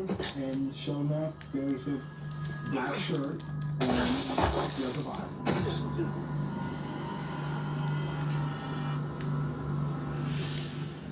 Deidre reveals their victim was 19-year-old Kevin Ramsey, a former bartender, who was killed for hinting that he might try and blackmail Costa by revealing his counterfeit money scam. I tell you what I want. I've been working for you long enough to think I deserve some of that. You know what you deserve? You're fired, man. I'm fired? You're fired. Go, get out of here. Oh, where am I going? Where am I fucking going?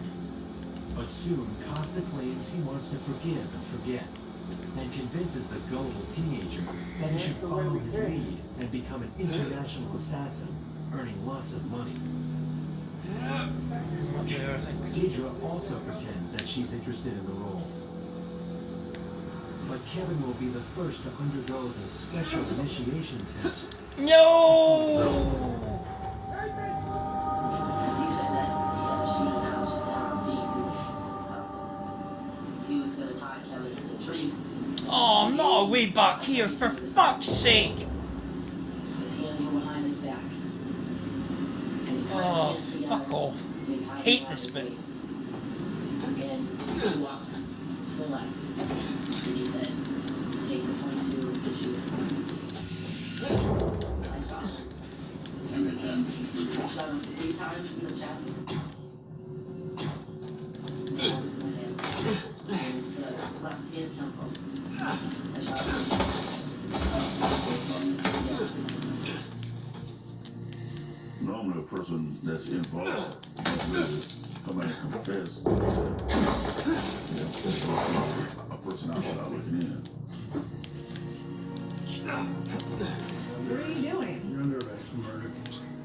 And she had this look as if she was startled that she would be arrested after she already admitted not only that she had caused the death of Brian Chase and attempted to kill Lisa, but in cold blood killed the boy out in the woods.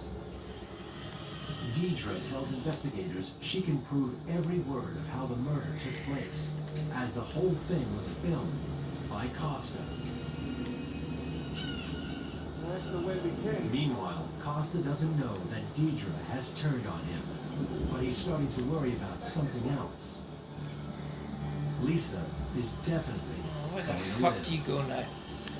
I had this inner strength that I didn't think I was dying. It was a bullet wound to the brain that came this far from killing me, and it was a miracle that I lived. But it was as if God held me in his arms and let me go, and I got this inner strength, and I knew I was going to I make just it. came from there. When she knew for sure that Costa was also seeing Deidre, she knew the marriage was over. I made it perfectly clear to him that if he ever cheated on me, that I would leave him. There was no two ways about it, no I'm sorry's, no nothing. That's it. I'm divorcing you. Why? Get away from the car. I'm not gonna be with someone who's gonna cheat on me. It takes just one question from the chief of police to confirm in her mind who has been trying to kill her. Did you ask your husband for the divorce? Yes, I did. He says, okay, that's all I need to know. And I looked at my brother. Dino looked at me, and I said, the last thing I said about it. It's really scary to think that someone that you spent God, this I, oh my God. when all you've ever been was kind to him. It's just, it's evil. Police bring Costa in for questioning. He is completely arrogant. I'm the savior. I've saved my wife from that person. Why would you accuse me? These people are lying about everything. I have nothing to do with it.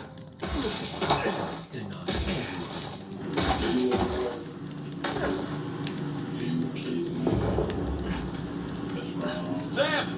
This way!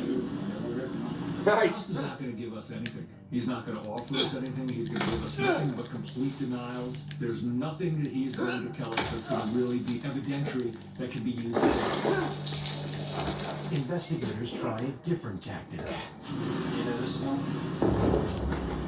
Yeah, that's Kevin Young. He's the boyfriend. He worked for about a month.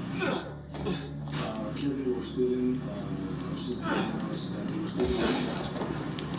You know where he is today? No idea. The last time I ever here, his girlfriend said that he was Get over there. working for somebody's father for American. Somehow. She said he'll be back and get this life. That's the way we came.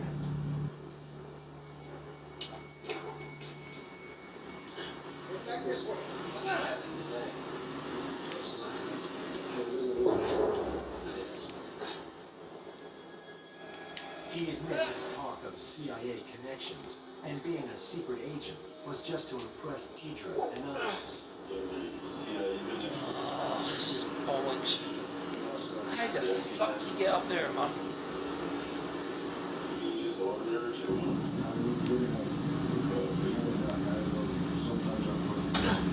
Shit.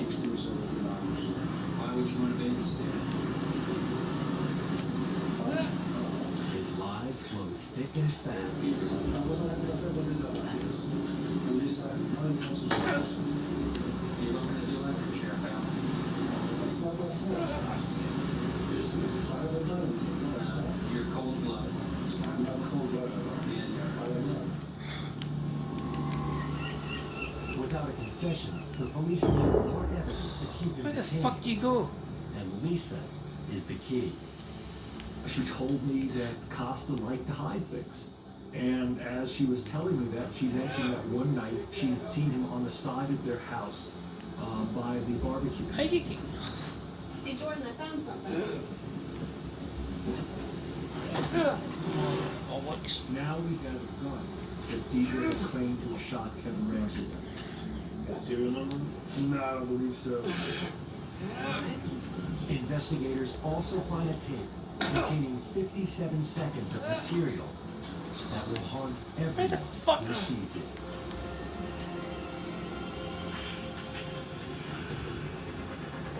Literally nowhere to go here.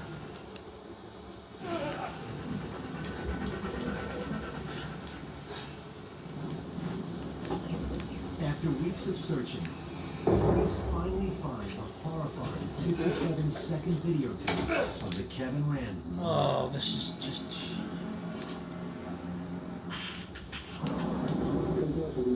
Deidre approaches, and there's just a few brief words from the cameraman. Costa Oh, this is stupid as fuck. This. You can see Kevin What are you man do? tied behind his back against the Oh tree. my god.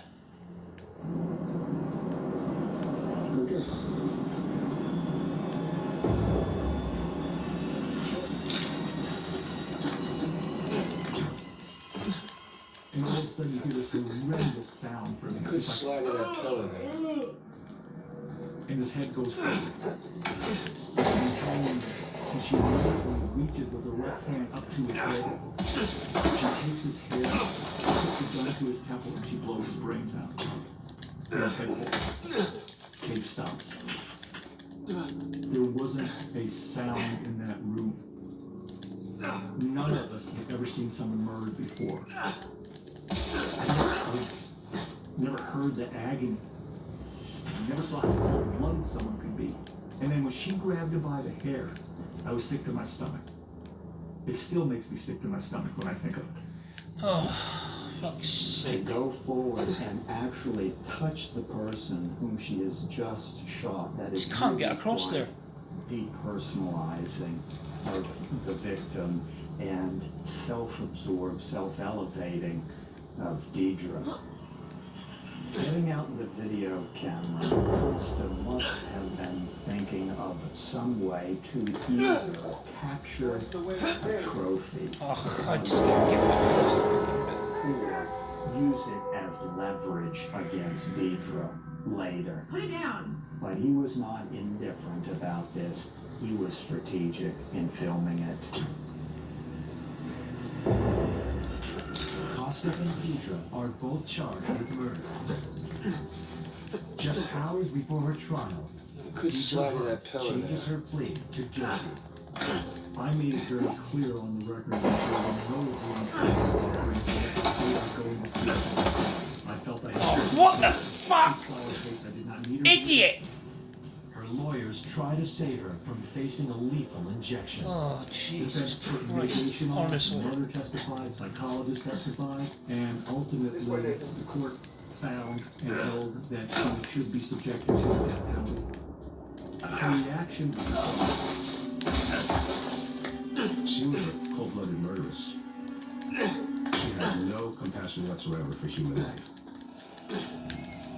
When Costa is tried, he simply denies everything. He claims that everyone is lying about him, that it's not his voice on the videotape. He found his gun buried by his barbecue. He won't take responsibility for anything, although the evidence is pretty damning. The videotape with his voice, which several people said was definitely his. The jury doesn't believe his lies, and Costa is also sent to death row. There was no remorse. There was no emotion. It was as if he was numb. Costa had built up in his own mind that he was a man of power, he was a man of intrigue, he was a shaker and a mover. He could push the players around on the chessboard. He was not as good in executing the plan. 8 years after being sentenced, Deidre runs a new trial. She's found guilty again. I am But this time, the absolutely stuck punishment is here. reduced to life in prison. No idea.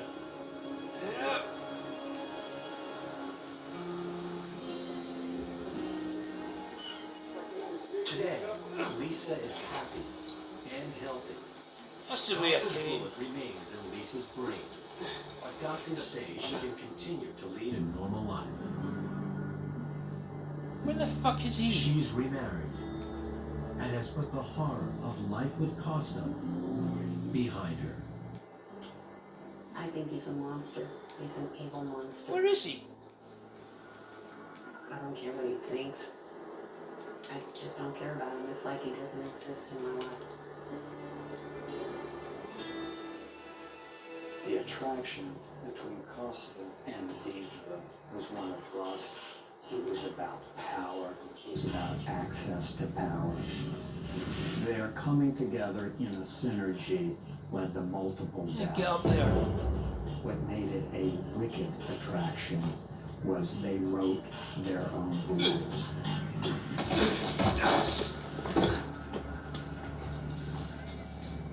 I'm doing this all wrong, eh?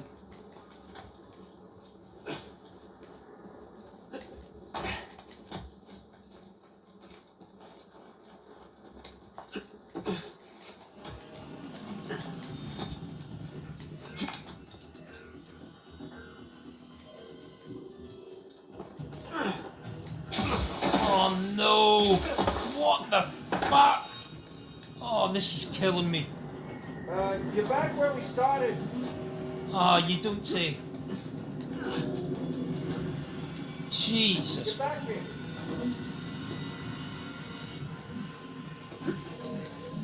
You've done it again? Oh my god. This is so retarded. I mean, but.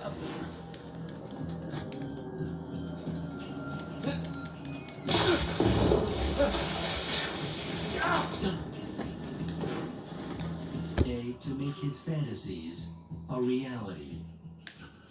He had this idea that he wanted to because he was very unhappy with her. He was telling her she didn't have anything to offer him, and so he was getting her in a position to be able to go shopping for young women.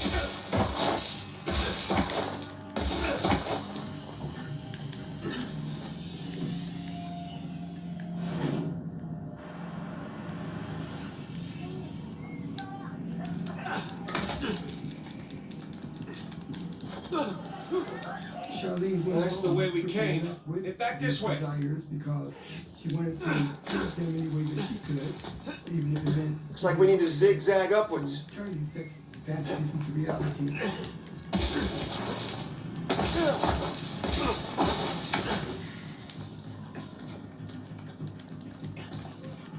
Hooray! Later that same day,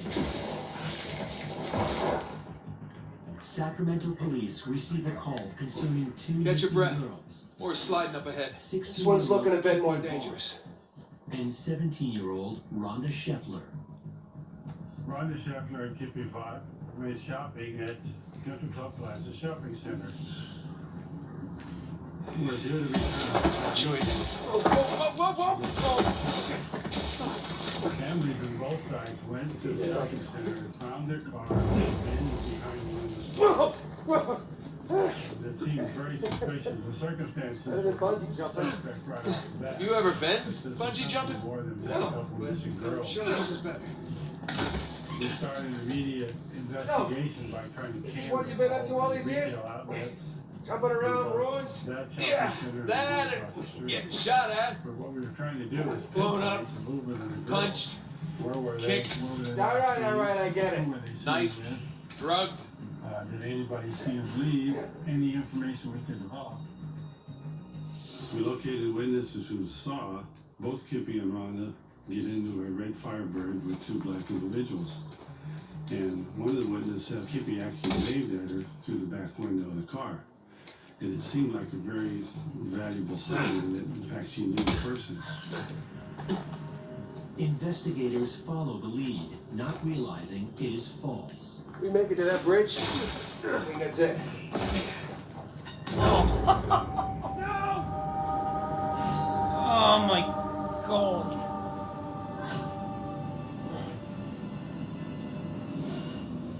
Whoa, whoa, whoa, whoa, whoa! If he did it, I can do it. Whoa! Whoa! 2 days after Kippy Vaught and Rhonda Better than bungee Scheffler jumping. reported missing, You ever been bungee a jumping? migrant worker No, finds but their I'm bodies sure this is in better. a meadow 20 miles southeast of Sacramento. So, this is what you've been up to all these years? Jumping around ruins? Autopsy Yeah, reveals that both and girls were getting raped, shot at, then bludgeoned and blown shot up. to death. punched, kicked, All right, I get it. knifed, The drugged. brutality of the crimes does not go unnoticed by the public. This particular case Oh, was for a very God's close sake, case of the two you face the right direction. in broad daylight in the shopping center. So we had a lot of leads. But our main lead was this red Pontiac Firebird. And there still were things that just didn't seem right about it. It sounded very interesting at the beginning. But Oh my god, this is just horrendous. It's like. The case goes cold. Meanwhile, Gerald Manigo's appetite for rape and murder has just begun. Gerald is often the quintessential sexual sadist and sociopath. He derived great pleasure out of inflicting pain upon others.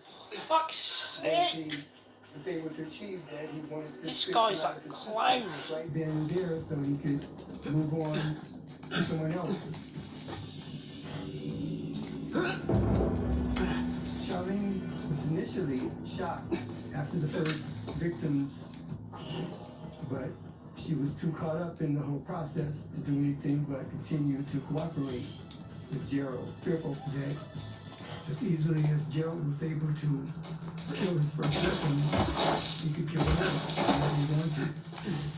There we go. A few weeks after the murders, Gerald Gallego and Charlotte Williams decide to marry. They visit Gerald's 14-year-old daughter at his mother's house in Chico, There we California, go, getting there to now. tell her the good news. Gerald began molesting his daughter when she was 6 years of age. He was abused as a child and grew up to abuse his own child. Often you'll find that people who were abusers were abused themselves.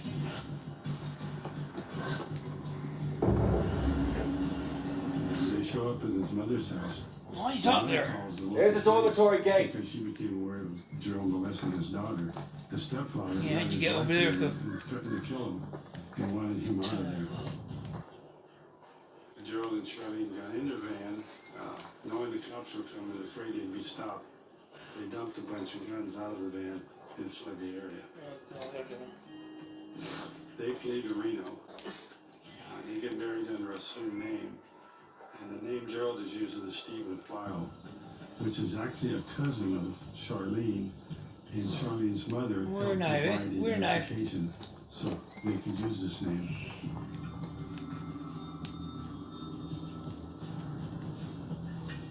Charlene's father sets his new son-in-law up with a job as a truck driver in Houston, Texas. In Chico, police issue an arrest warrant for Gerald Gallego for multiple felony charges for the assault of his daughter. They learn that this is not Gerald's first run-in with the law. Got a path over here. He has already been arrested 23 times for crimes ranging from robbery and sexual assault to escaping from prison. Why does he do that? Why is he so retarded? And are determined to catch him. But when Chico police attempt to serve their warrant at Gerald's last known address, he is nowhere to be found.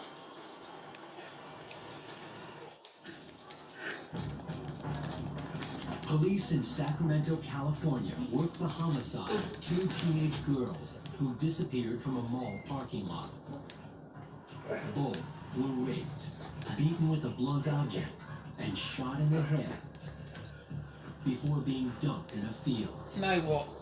We had a lot of information coming in from the public. And so there was a lot of leads we were running down. They were basically dead ends. In the case, remained there as a cold case for a while. In nearby Chico, officers search for 32-year-old Gerald Gallego, who is on the run after charges are brought against him for raping his 14-year-old daughter. Get in there! Gerald is no stranger to crime. His father was executed in Mississippi in 1955. Two police officers. Go!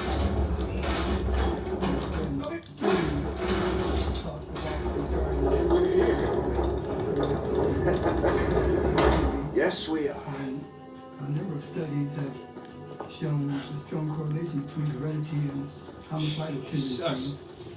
Look at this place. Welcome to the St. Dismas dormitory. Lynch's final resting place in one Henry Haver. Let's find that grave. Gerald's mother was a prostitute. See the skull and the cross. Neglectful, The dates aren't right. domineering. Well, one down and a hell of a lot to go. His treatment of women over the years and 1699. his sexual fantasies that he developed over time. Gerald's childhood had a tremendous effect on his future. He was a victim of some serious child abuse. Okay. Cross cutlasses, skull and crossbones, and the date 1659 to 1699. We find a tombstone with all three, and we're in business. Well, let's desecrate some graves. Let's. At the Black Stallion Card Room in Sacramento. she'd grown up in the country club. No, this is not the grade we're looking for. From a higher class. This of one doesn't people, have a skull and and Gerald, crossbones. who was pretty much a bartender, frequenting the card clubs in Sacramento. She was really different night and day from Gerald. She was well educated. She made her way through life in able to please people. So she was very small and petite compared to this fellow who perceived himself as being a real macho type of a person. He was what I call a chess I'm gonna look over here first. Okay. She had a wild streak in her, and she wanted more. She hoped to escape the boredom and constraints of suburbia. She was looking for a way out. In Gerald, she found this bad boy image. Tombstones over here. Within a few weeks after no meeting, cross swords. Gerald moves Another into guy. Charlene's apartment and quickly becomes It's 1699 either. He sensed that she would do what he wanted her to without much resistance. The swords don't match the scroll. She came from a male-dominated family life. Her father was the man in charge, and she more or less succumbed to male dominance. Gerald was that kind of person, and he was very good at manipulating people. Here's a good one. Memento mori. Remember you will die. That is a fact. Substance abuse played a big role in the relationship between Charlene and Gerald, in the sense that swords they are had a matched. shared goal. Oh. Getting high. The relationship soon sours. Sam, come here. By the fact that Where'd you Gerald find it? is impotent. Benjamin Bridgman. That's Avery's With his alias. sexual problems, they were willing to Something odd about this try skull, all though. types of It things. doesn't belong to the stone. It's odd. Sexual fantasies Avery's sigil. were to deal with the The impotency. skull should be facing And this led to the sideways. turning sexual fantasies into What is that? My God. You ready for this? I've been ready for a long time. He was going to have young girls, very young Yeah, girls look at that. available that he could Let's see just what we have got. on tap as sexual slaves. Charlene was happy to engage in these sex slave fantasies turning to crypt. reality because Crypt? Hidden behind a secret door? I assume the secret door was added afterwards. tried to please him as much. To hide his loot? Well, fingers crossed.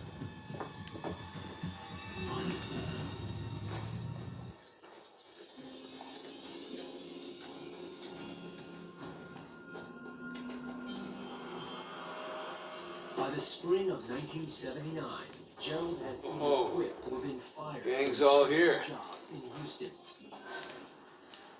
So he and Charlene pack up and move to Reno. Jesus. This was on the left. Penitent thief? Violent. Guess this on the right. He Jerk had thief. an inability to hold down jobs. His IQ was below average. All the Avery sure had a thing for St. Dismas, huh? Well, Avery fancied himself a good thief, right? Only plundered and murdered the non-British heathens. The warrant for the Guess that's what passed for good back then. daughter is still active. Some kind of But lamp. California authorities have no idea. Hey, Smokey. Gerald Need your lighter is over here. living in nearby Nevada as Stephen Robert You know, Kyle. that hurts my feelings. Not as much as it hurts your lungs. Thank you, Father Duffy. The Gallegos. That's something.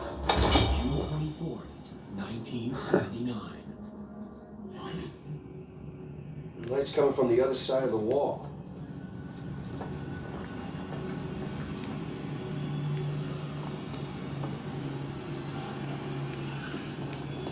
Check it out. There's something at the base of the statues. Let's see here. In the summer of 1979, I am loving this. with the help of Here his we go. wife, Charlene, Gerald Gallego picks up where he left off 9 months earlier with his plan to abduct women and keep them as sex slaves.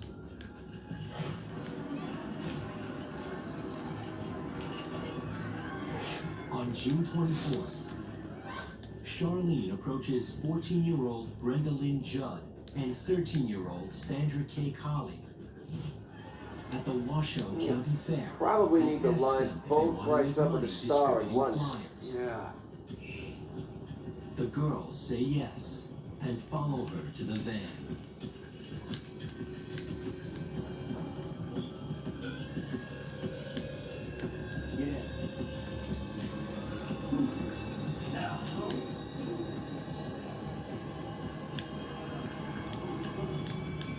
Charlene acted as the bait to lure these unsuspecting victims. Gerald wanted his victims young because they were a reflection of his daughter, who he molested for years. Once he could no longer do that, he turned to other young women that mirrored his daughter. He had this idea that he wanted to kidnap young girls because he was I hate this sort of shit. Very bad in bed. He used Charlene to contact these young ladies and bring them back. I think you got that one. When they got back to the van, Gerald took over. All right. That afternoon, relatives of Brenda Judd and Sandra Colley contact police when the girls never returned from the fair. Charlene drives up Route 395 into California, some 25 miles northwest of Reno.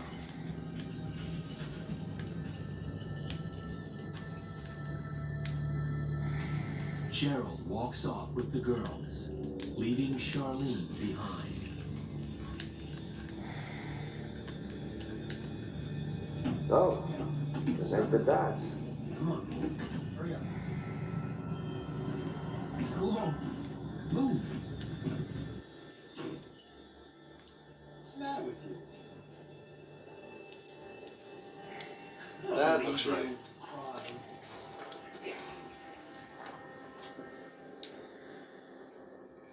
Gerald takes the girls out of the car one at a time, kills him with a hammer, blows to the head, and buries both bodies. They were operating in different jurisdictions, and in fact, different states. Nathan, There's just no that's it, you got it. recognition that these cases were connected. Authorities Door follow open then. leads that take them to several states before the trail goes cold. Okay, let's give this a shot. 3 months later, Gerald and Charlotte leave the Sesame. Wrong treasure. A nice view. No treasure though. Started their killings at a time. No, but look, you see those crosses? Oh, yeah. Authorities simply Is that a weren't cave equipped at the time right to below? be able to Yeah, connect the I think dots. Avery's trying to tell us where to go next. They quickly fall back into their usual pattern of There's fighting one and problem. using drugs. Going back that way means we have to go back toward the cathedral. The more he was unable to function sexually. Shit. And when he was unable to Let's not function keep him waiting. sexually, it was her fault.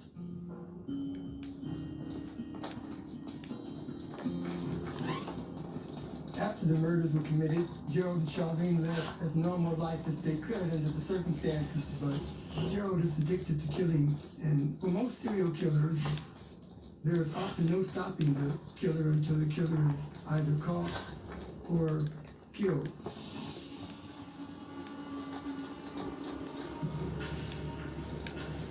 Ten months later, on the morning of April 24th, 1980, Gerald wakes Charlene up and again tells her it's time. There. Good, because that's the way we gotta go. I follow my lead. Went out shopping to look for young girls. They spent a good part of the morning